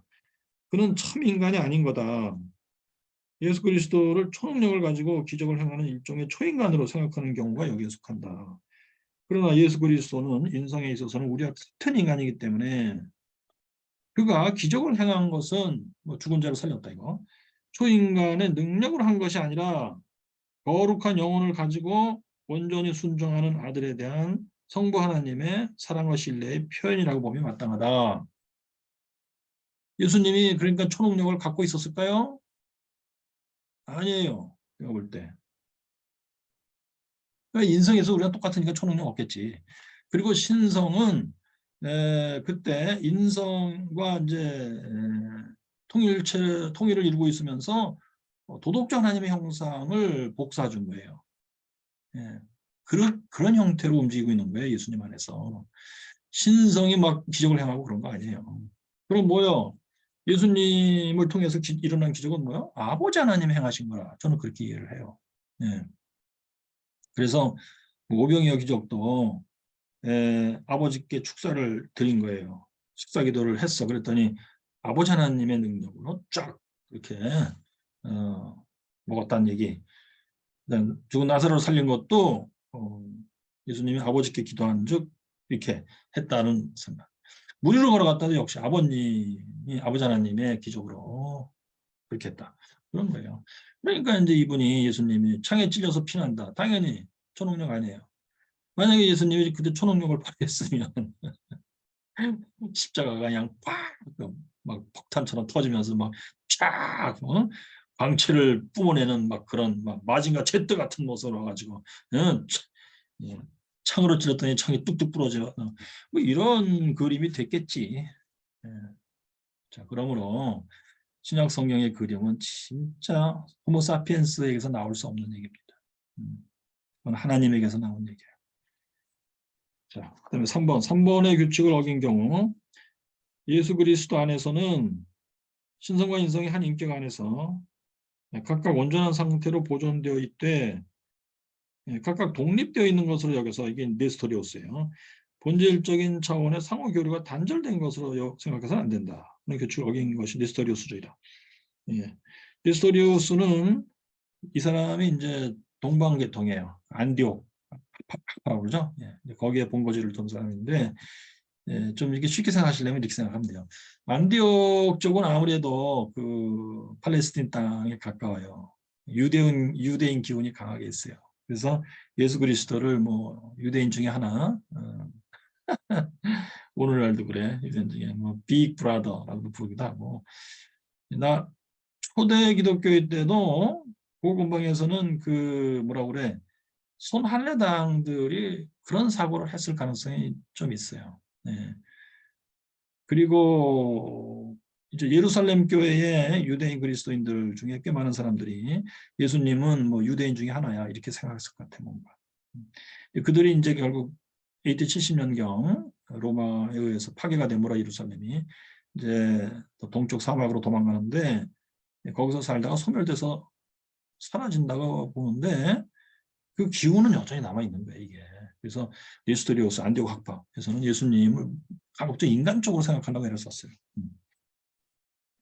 자, 네스토리오스는 예수가 온전한 신성을 가졌지만 또한 온전한 인성을 가졌다는 점을 강조는 했어요. 그러니까 예수 그리스도는 우리와 똑같은 인간인 것이다. 그러므로 예수 그리스도는 성부와 동일 본질로서 온전한 신성을 가졌지만 적어도 마리아로부터 출생할 때는 신성의 존재로서가 아니고 인성의 존재로서 태어난 것으로 보았다. 유대 땅에서 일어난 유대교인들의 사건이야 뭔가. 마리아는 하나님을 낳은 여자가 아니라 그리스도를 낳은 여자다. 그러니까 유대인의 개념에서 하나님을 낳은 여자는 너무너무 끔찍한 얘기예요. 구약 성경에서 야훼 라고 쓴 그것을 발음할 수도 없었단 말이에요. 그래서 아도나이라고 발음을 했단 말이에요. 이 사람들은. 이것이 70년에서는 퀴리오스라고 번역이 된 건데 이럴 정도의 개념인데 하나님이라는 것은 그리고 하나님이라는 글자 있잖아. 그 네 개의 그 자음 쓸 때는 펜을 갈기도 했어요. 쓰던 펜으로 그냥 쓰면 안 돼. 예? 그 네 개의 자음을 쓰는 펜이 따로 있어. 그래서 그 펜을 들어서 이렇게 표시를 했단 말이야. 이런 개념인데 이들의 얘기는. 마리아가 그런 하나님을 낳았다는 걸 생각할 때는 진짜 너무너무 끔찍한 거예요. 그러니까 그리스도를 낳은 여자다. 그 정도는 되겠다는 얘기지. 응?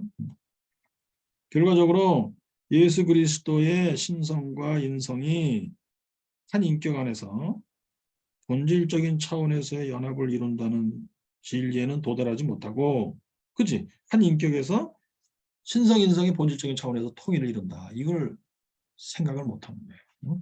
네, 그래서 이 두 본질은 하나의 인격 안에서 예수라는 한 인격 안에서 도덕적 차원에서의 통일을 이루는 것을 생각했다. 예. 얼핏 생각하면 이것이 웨슬리의 도덕적 하나님의 형상 안에서의 통일, 그거하고 비슷할 것 같지만 도덕적 하나님의 형상이 도덕이에요.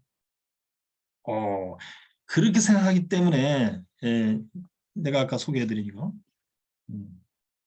이 책에서도 웨슬리의 기독론을 설명하시는 중에 웨슬리는 네스토리오스와 비슷하다. 이렇게 설명한 구절이 있더라고. 도덕적 하나님의 형상을 도덕으로 착각한 거예요. 자, 도덕적 하나님의 내용이 뭐예요? 하나님이 사랑인 것처럼 아담도 사랑이었다. 이 영혼이. 이게 도덕이라고? 하나님의 본질 중에 아주 중요한 본질이에요. 아가페가. 하나님이 도덕이란 말이야? 윤리 도덕하는 존재예요. 하나님이. 사랑이라는 것은 창조의 힘이에요. 사랑 때문에 하나님 피조물 없어도 돼. 근데 피조물이라고 하는 상대방을 있게 하시고 더불어 사랑하는 가운데 있으려고 한다. 이게 하나님의 이상한 차원이에요. 사랑이라고 하는. 사랑은 도덕하고 상관이 없어요. 상관없다니까 애들 또 경악해. 아이고 이선이가서 그럴 줄 알았다.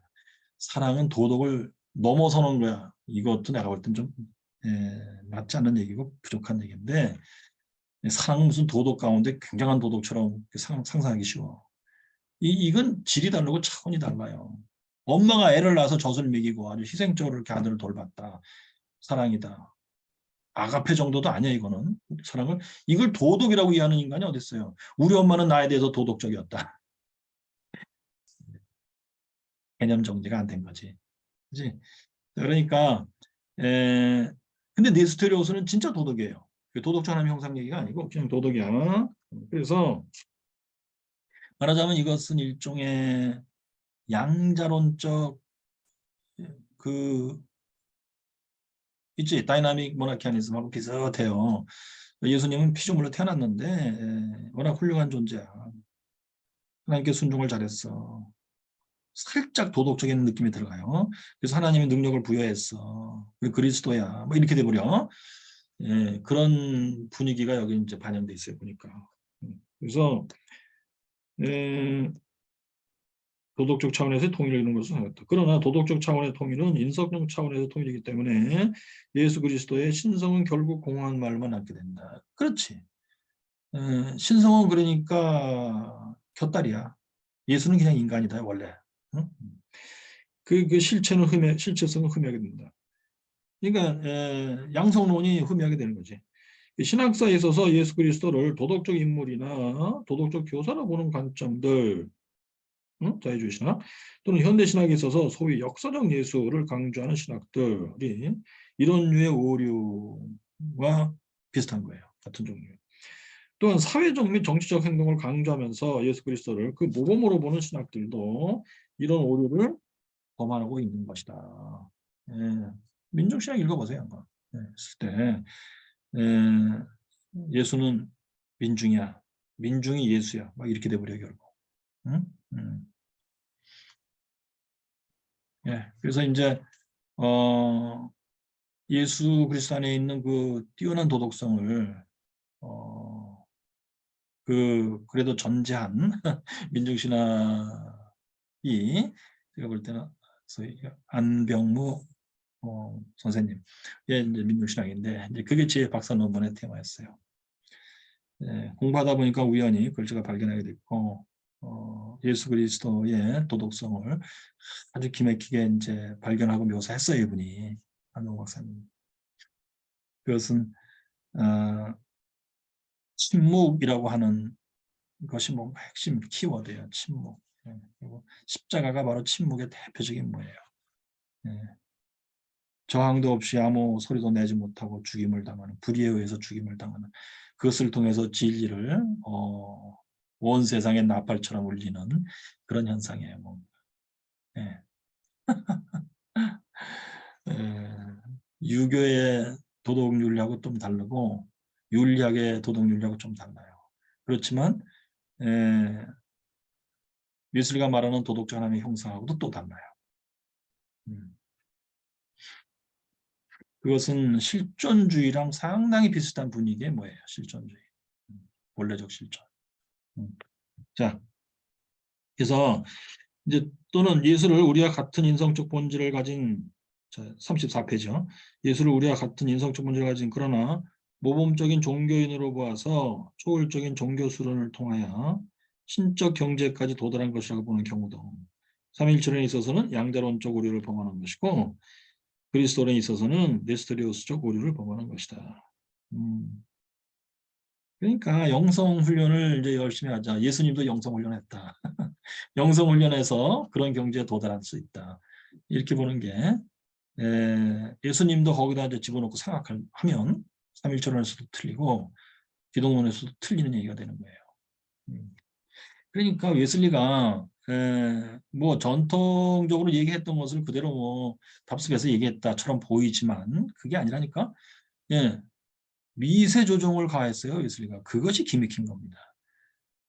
이게 이제 그러니까 늘 2% 부족식으로 얘기를 했고 이해를 했고 했는데 그 2% 부족을 딱 채워놓으면서 아주 정밀하게 정확한 얘기가 된다는 얘기예요. 간단한 게. 예? 그러니까 지금 아까도 말씀드린 대로 기독론에 있어서도 신성인성이 어떻게 통일을 이루냐 했을 때 도덕적 하나님의 형상 이 개념하고 복사라는 개념 이 두 개를 가지고 깨끗이 해결했다. 그겁니다. 그게 웨슬리의 미세 조정이에요. 이런 오류들은 예수 그리스도를 성경에 계시된 그대로의 모습으로 이해하지 못하게 하며 오히려 이러저러한 사상들을 통하여 상상의 존재를 그려내게 되는 것이다. 문제의 핵심은 뭐냐? 성경을 제대로 이해 못하게 된다는 얘기예요. 이런 잘못된 개념, 사상을 가지고 성경으로 들어가서 자꾸만 읽으면 성경을 올바로 이해 못한다. 평생 그럴 수 있다, 잘못하면. 성경을 내 상상대로만 읽고 살았다, 그냥. 얼마나 기막혀요. 기가 막힙니다. 자, 4번. 네스토리우스주의가 극단화되면 또한 4번의 규칙을 어기게 된다. 자, 예수 그리스도 안에서 신성과 인성이 각각 독립되어 활동하면서 두 본질은 각각의 인격을 형성하게 돼요. 두 개의 인격이 생기겠지. 결국 신성과 인성은 상호 분할되고 분리되어, 여기서 키워드는 분리예요.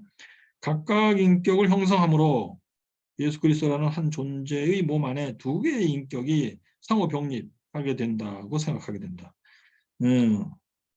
그것은 안 된다라고 칼케돈 신조, 안 된다. 칼케돈 신조를 어기게 된다. 예컨대 다중인격적 이단 사이비 교주의 경우에 이런 종류의 오류를 볼 수 있다. 만약 어떤 소위 종교적 인물이 자신을 종교적 분야에서는 거룩하고 의로운 인격처럼 연출하고 신성적 인격이에요. 그 이외의 분야에서는 뭐 사업을 한다 할 때 철저히 사업적인 머리를 돌리면서 땅을 많이 사고 건물을 많이 짓고 기가 막히게 한다. 자기 욕심대로 행동하면서 자신은 예수 그리스도를 그대로 재현하는 존재라고 강변한다. 예수님도 신성적 인격, 인성적 인격이 한 인격 안에, 한 개체 안에 들어있는 거야. 내가 딱 그래. 나도 몰라, 나도 하다 보니까 그래. 내가 예배 드릴 때는 완전히 난 하나님이야, 거의. 그런데 내가 사업, 할 때는 기가 막혀, 사업도. 보험파에서 그걸 볼 수 있어요. 구원파들이 헌금 걷어갖고 이제 사업을 하자 이렇게 이제 했던 건데 여러 가지 사업체가 있죠. 딱 그겁니다. 이것이 이제 칼케돈 신조에 있어서 네 번째 하지 말라는 규칙을 어긴 거예요. 예수님을 그렇게 생각하면 안 된다. 자, 그래서 그는 자신이 알든지 모르든지 간에 네스토리우스적 오류를 극단함으로써 자신의 병든 인격과 비행을 합리화할 수 있다고 착각하는 것이다. 얼마나 참 기가 막힙니까, 여러분. 그러니까 구원파에서도 잘해보자고 한 거예요. 헌금 걷어서 그때 이제 뭐 구원파 교인들이 경제적으로 너무 좀 열악하고 힘드니까 머리를 썼어. 그 돈이 있는데 그걸 또 사업해서 불리자 돈. 그래가지고 서로 필요한 대로 이렇게 쓰면 좋지 않냐 했던 거예요. 근데 결국 어떻게 됐어요? 세모 사건 터졌고 그 후에 또 세월호 사건도 터지면서 참 묘하게 됐습니다. 그게 세모지? 유성 근방에 무슨 있었던 유튜브에 이거 자세히 나와요. 한번 보세요. 그거 진짜 제가 한동안 며칠 동안 아주 흥미진진하게 봤었어요. 자초지종을 처음부터 끝까지. 너무너무 재밌더라고. 너무 안타깝고 가슴 아픈 얘기지만 그리고 그들이 이제 마지막을 맞고 그 천장 위에서 집단 자살을 감행했을 때의 모습도 아주 리얼하게 재현했어요. 그걸 그 수사했던 형사분이 자세히 얘기도 또 하더라고. 그래서 너무 끔찍한데 저로서는 진짜 흥미진진했어요. 그것이 여러분 칼케돈 신조, 우리가 이제 교리적으로 얘기하면 칼케돈 신조를 그들이 모르면서 어겼던 거예요. 특별히 칼케돈 신조의 주의할 점 4가지 중에서 마지막 4번을 어겼을 때 그렇게 되어버려요. 희한하죠? 그렇게 보면 무시무시해. 칼케돈 신조에 무슨 비밀이 들어있어. 이거를 지키면 너희들에게 생명이 있으리라. 이것을 어기면 너희들에게 죽음이 있으리라. 자, 혹시 질문 있으신가요?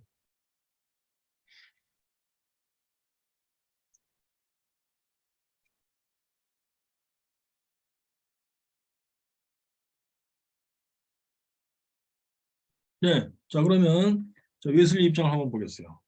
자, 웨슬리의 그리스도론은 칼케돈 신조의 1차는 양성론과 속죄론을 가르친다.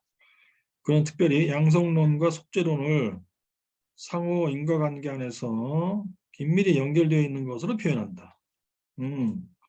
그렇지. 원래 초대교회, 고대교회에서도 의도는 이거였었어요. 먼저 웨슬리는 예수 그리스도가 진정한 신성과 진정한 인성을 한 인격 안에 통일되게 갖고 있다는 것을 말한다. 웨슬리의 가르침. 요거는 어디서 제가 인용했냐면 웨슬리의 설교 주 우리의 의. 그의 신성적 의는 웨슬리는 이제 주 우리의 의, 그리스도의 의의 전가라는 그 테마 그거 때문에 이제 이 설교를 쓴 건데, 그래서 의라고 하는 개념을 가지고 이제 설명을 해요. 근데 어차피 그 의를 설명하다 보면 신성적 의, 인성적 의를 얘기하게 돼 있고, 예수 그리스도 안에는 신성, 인성이 두 개의 본질이 있고, 온전히 신성, 온전히 인성 이렇게 돼 있고, 이것이 한 인격 안에서 통일을 주고 있다. 그 얘기를 하게 되는 거예요. 자, 그래서 1. 그의 신성적 의는 그의 신성적 본질에 속한다.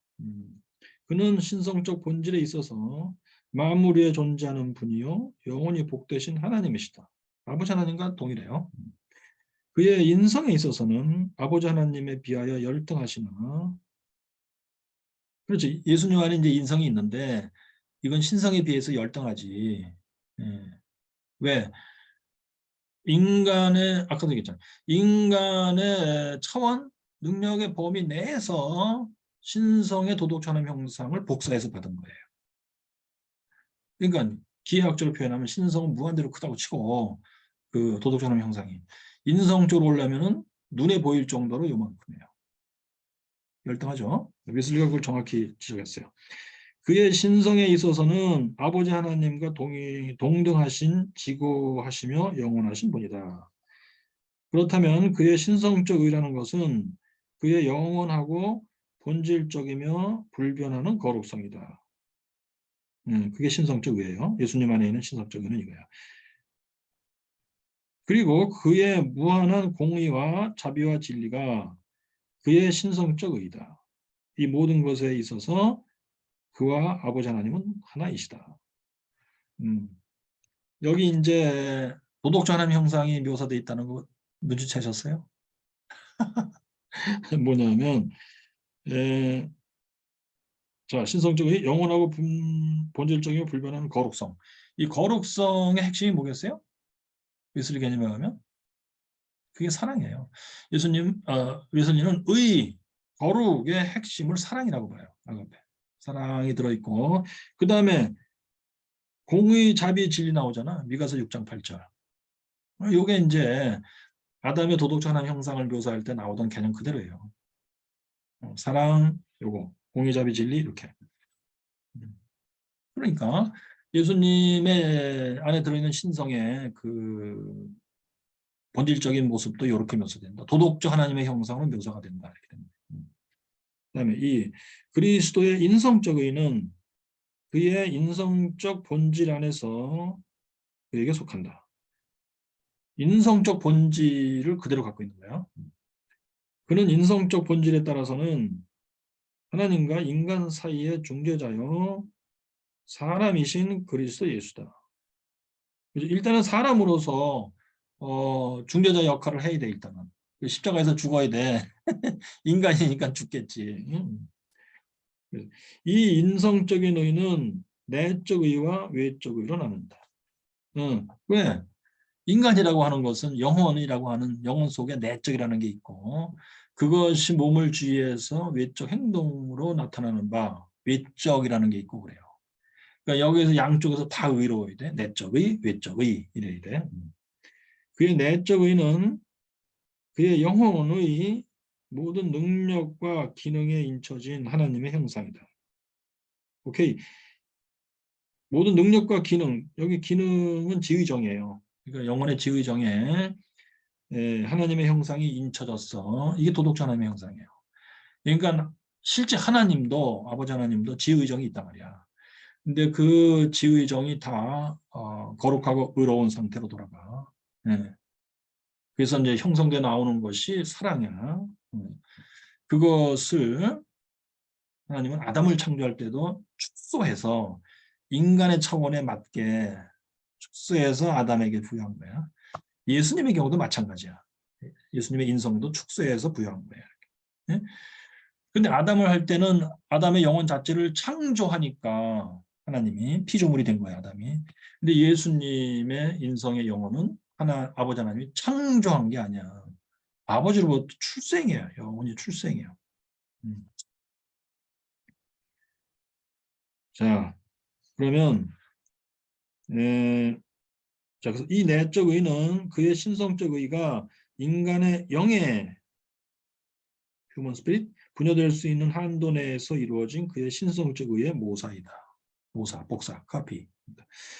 요 점이 아주 중요해요. 그러니까 이게 이제 웨슬리가 굉장히 기하학적으로 그린 건데, 이게 웨슬리의 그 양성론의 핵심이에요.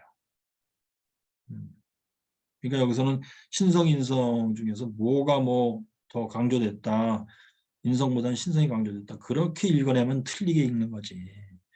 여기 써 있잖아. 신성도 완전한 신성, 인성도 완전한 인성 그랬잖아요. 그리고 끝에 문장, 그 인간의 영에 분여될 수 있는 한도 내에서 신성적 의가 모사돼서 복사돼서 있는 거야. 도덕천함의 형상. 그러니까 웨슬리 도덕천함 형상 개념을 제대로 이해하고 있는 사람 같으면 신성이 인성을 뭐 지휘한다, 장악했다, 그렇게 하면 안 되지. 생각해 보세요. 아담도 도덕천함 형상으로 갖고 있었잖아, 처음에. 그랬을 때 그래서 하나님이 아담을 장악해 버린 거야. 그랬다면 아담이 죄를 안 짓겠지. 아담은 독립된 형태로 움직였단 말이에요. 도덕천함 형상을 갖고.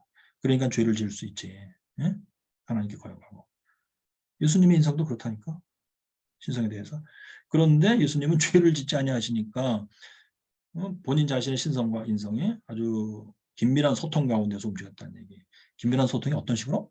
도덕적 하나님의 형상으로. 신성도 도덕적 하나님의 형상으로 움직이고 인성도 도덕적 하나님의 형상으로 움직이고. 이렇게 생각하면 되지. 응? 그래서 저는 웨슬리가 생각을 많이 했다. 이 시대에는 여러분 이거를 맞추려고 이런 식으로 맞춰가면서 사고하는 특징이 있었어요. 네? 네. 뭐예요? 뉴턴의 시대.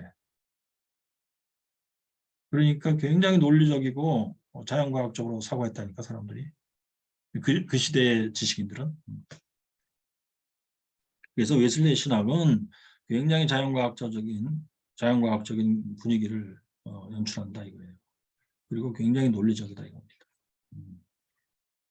그 시대의 지식인들에게도 웨슬리는 호소했던 거예요. 성경의 진리가 이런 거다.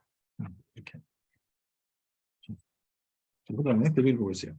자, 그럼 웨슬리에 의하면 위의 인용문에서 볼 때 예수 그리스도는 그의 인성에 있어서 우리와 동일한 인성적 본질을 갖고 있다. 따라서 우리와 같이 인간으로서는 영과 혼과 몸을 갖고 있다. 그는 인성에 있어서는 참 인간이다.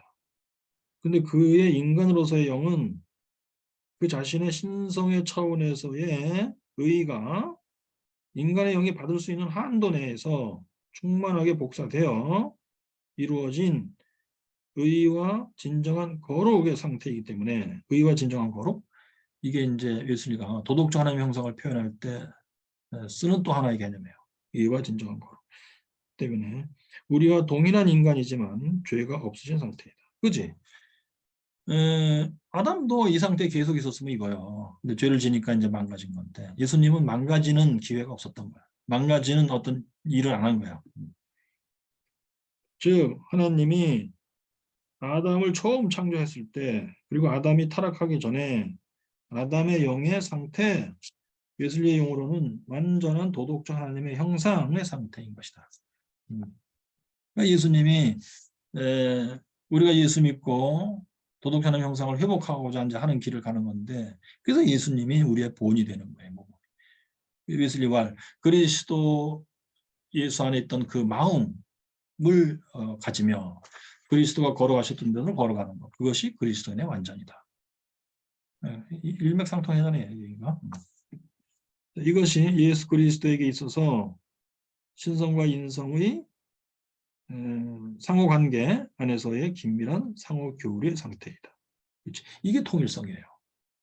상호소통 가운데서 하나를 이루고 있는 거예요. 그러니까 이것은 뭐 공동체적인 어떤 통일이다. 그게 아니고 본질적 차원에서의 소통과 교류예요. 그러니까 삼위일체론도 무슨 공동체 안에서의 통일성 이렇게 얘기를 해버리면 예수 믿고 구원받는다는 것을 사회학적으로 이해하게 되는 거야. 공동체 안에서 서로 이제 통일을 이루며 평안하게 산다. 그러면 됐다야. 응? 그게 뭐예요? 그게 종교다원주의의 키워드입니다. 종교 간에 서로 통일을 이루고 공동체를 이루어서 지구 평화를 위해서 같이 협력하자. 이거거든, 종교다원주의. 인간 삼위일체론을 사회학적으로 이해해서 공동체 안에서의 통일. 그건 종교다원주의를 위한 이론, 잘못된 이론입니다. 생각해보니까 그래. 아하, 참 기가 막히네. 아이고, 그러니까 서로 종교 간에 전쟁하지 말고 평화롭게 살자. 종교 간의 전쟁은 옛날 얘기예요. 벌써 다 극복했다고. 응? 응. 중세기나 또는 뭐요? 십자군 운동이나 또는 뭐요? 에, 그 종교 개혁하고 30년 종교 전쟁 이런 거. 그런데 그랬지. 근데 오늘날 종교 때문에 전쟁하는 경우는 아주 극소수예요. 저기 중동에 그 부족들 간에서 전쟁한다. 같은 이슬람인데 파가 달라. 그래도 전쟁한다. 그거는 종교 때문에 전쟁이기 이전에 덜 발달돼서 그래요. 덜 발달돼서. 정치적으로, 사회적으로, 교육적으로 덜 발달. 좀 발달된 사회에서는 그것 때문에 전쟁 안 해요.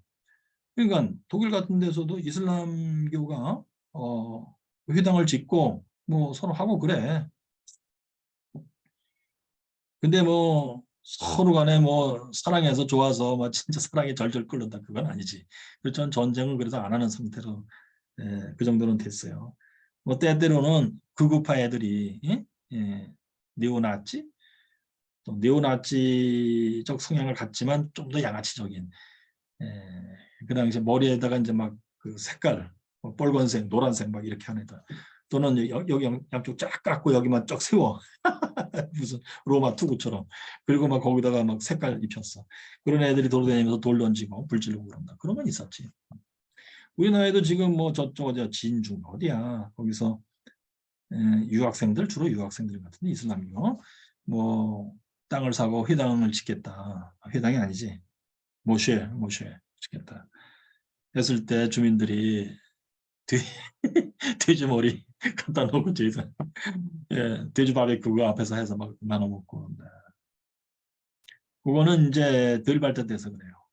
자, 근데 그 문제를 해결하려고 뭐 기독교나 이슬람교나 같은 거야. 같은 사랑이야.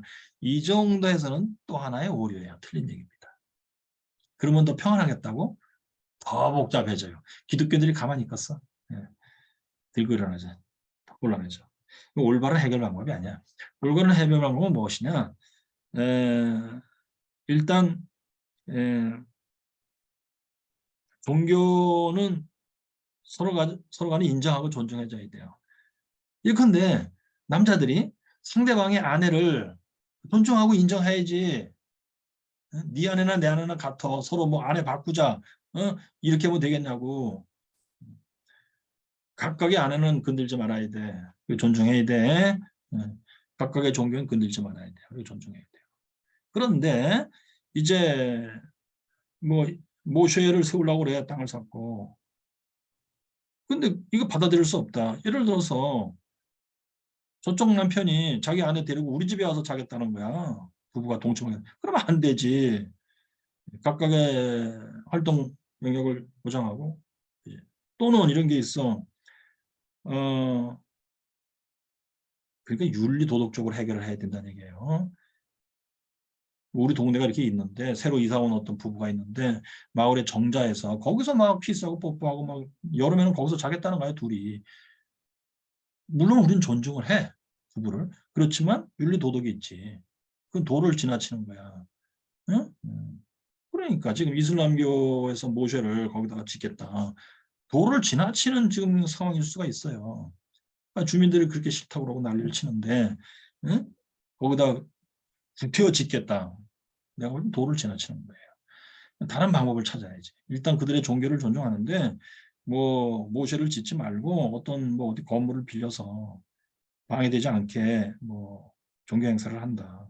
그 정도는 인정을 해줄 수 있지. 인정해 줘야 된다고 그래요. 그러니까 윤리 도덕적으로 해결해야지 종교 다원주의 측으로 종교의 담을 허문다.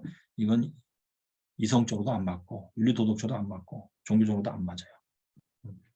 근데 그거를 이제 기독교에서는 근본적으로 해결해 주겠다 그러면서 삼위일체 자체가 사회학적인 공동체 안에서의 하나다. 예, 이렇게 얘기하고 우리도 그러니까 다 공동체 안에서 하나가 되자. 이런 식으로 하면 해결이 되겠다. 아하, 제가 볼 때는 다 망가뜨리는 거예요. 뭐와 비슷하냐? 스와핑하고 비슷해요. 스와핑이 단어가 맞나 모르겠다. 서로 아내 바꿔서 잠자기. 너무 지나쳤나요? 그렇지 않을 거요. 네, 생각해 보세요. 자, 네,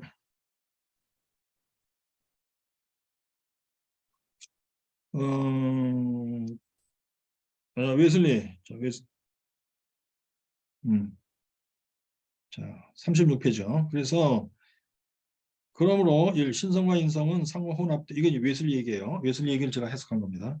신성과 인성은 상호 혼합되어 신성의 영이 인간의 영을 대신하는 것이 아니라 신성의 영은 자신의 의를 인성의 영에게 인간의 영이 받을 수 있는 한계 내에서 충만하게 복사해 줌으로써 신성의 영도 완전하게 있고 인성의 영도 완전한 도덕적 하나님의 형상의 형태로서 온전히 보존된다. 아, 이것이 찜찜이에요. 우리 그 삼위일체 설명할 때도 제가 찜찜, 아버지로부터 아들이 어떻게 나오느냐 하는 걸 설명할 때 바로 이런 개념으로 설명했던 거예요. 네. 신성이 나눠주는 거예요, 자기 자신을. 축소하고 양보하고 나눠주는 거예요, 인성에게. 그런데 신성도 온전하게 남아있고 인성도 온전하게 인성이에요. 그리고 그 안에 똑같이 아가페 사랑이 움직여요. 똑같이 도덕자남 형상이 움직여요. 그래서 통일을 이루면서 같이 움직이는 거예요. 오호, 그런 그림이에요. 아, 기가 막히네. 제가 오늘 설명하다 발견했어요. 웨슬리에게 있어서도 양성론에 있어서 신성과 인성이 한 인격체 안에서 통일을 이룬다고 하는 것은 찜찜의 개념과 같은 개념이다. 그것을 웨슬리는 도덕적 하나님 형상과 복사, 커피라는 단어로 개념으로 설명했다. 네, 그리고 여기서 신성과 인성은 긴밀한 교류 가운데 있기 때문에 각각 독립된 인격을 형성한 것이 아니라 네, 인성의 영혼의 지의정이 신성의 영의 지의정에 완전히 일치하여 교류하는 상태에서 통일된 하나의 인격을 형성하고 있는 것이다. 각각 독립된 인격은 뭐야? 신성적 인격, 인성적 인격 따로따로 있다. 그게 아니라 말이야. 네스토리오스를 극복했어요, 웨슬리는. 그러니까 웨슬리가 네스토리오스랑 비슷하다. 그 얘기는 헛된 얘기예요. 이렇게 하여 아폴리나리오스의 오류도 피하게 되었고 서로 변질된 게 아니지. 각각의 고유한 본질을 유지하고 있지.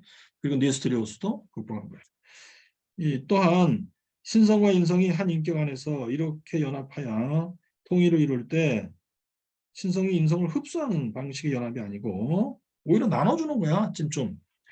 신성의 의가 인성의 영에 복사되는 방식의 연합이므로 신성과 인성의 모두 본질에서의 변화가 발생할 필요가 없다. 예, 이게 이제 아가페와 찜찜의 비밀이에요. 서로 변질이 안 돼.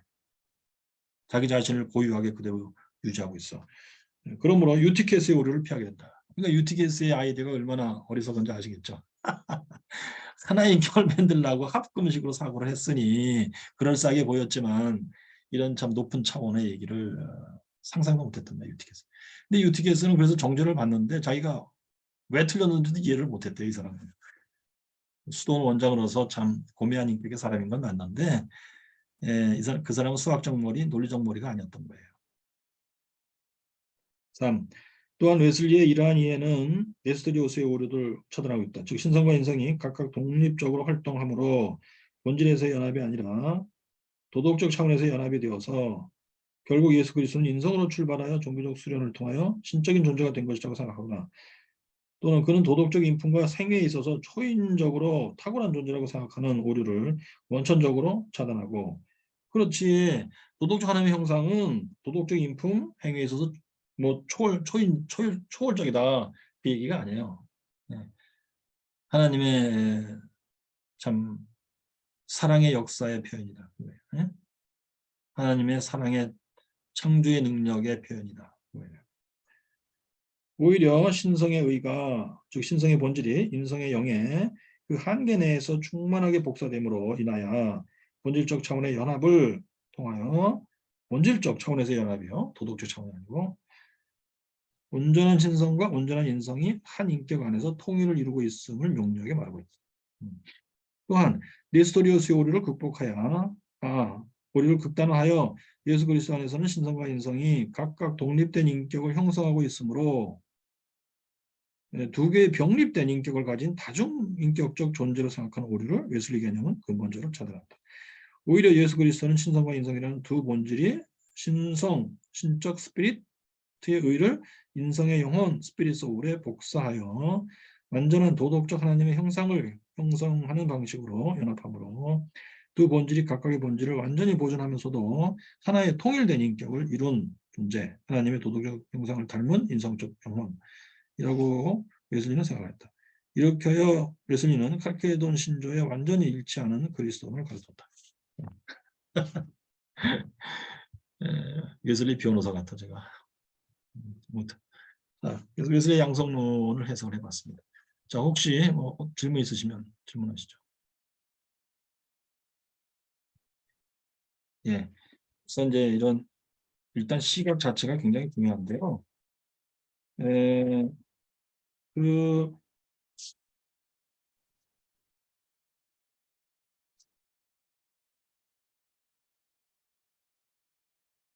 여기는 이렇게 썼어요. 아까 소개해드린 그 기독론을 쓰신 교수님은 여기.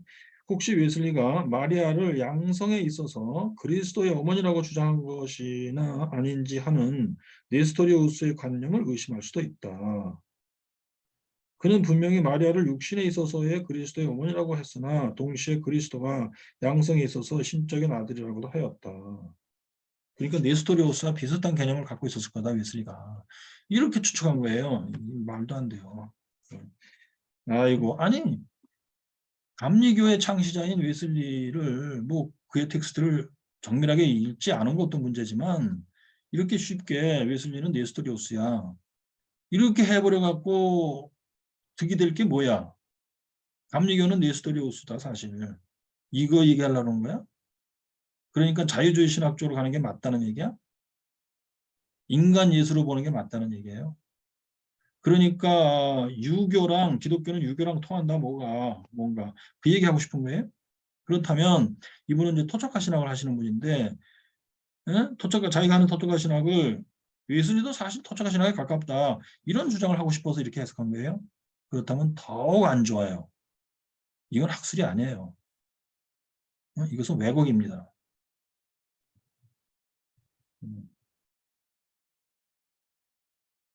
자, 그러므로 진짜 공부를 하려면 깨끗한 양심을 갖고 맑은 정신을 갖고 제대로 해야 됩니다. 한 시대의 유행이었던 토착화, 민주주의의 토착화, 박정희가 그거 기치를 내걸었었죠. 그래서 이분이 선교와 토착화 신학인가 그런 제목의 책을 쓰세요. 문교부의 지원을 받고 쓰셨다. 그 책에 그렇게 써 있어요. 아마 그 당시 문교부에서는 적극적으로 지원해서 했을까 몰라. 그렇게 해서 기독교를 망치고 감리교를 망쳐서는 안 된다. 그런 생각이에요 저는. 이선이 네가 뭘 몰라서 그래 이놈아. 학교 다닐 때 공부를 시원찮게 하더니 이 자식. 예, 너나 정신 차려 이놈아. 예, 알겠습니다. 정신 차리고 공부하겠습니다. 네. 자, 혹시 뭐 질문 있으신가요? 예, 감사합니다. 오늘 여기까지 하겠습니다. 예, 감사합니다. 수고하셨습니다. 감사합니다, 교수님. 예, 수고하셨습니다.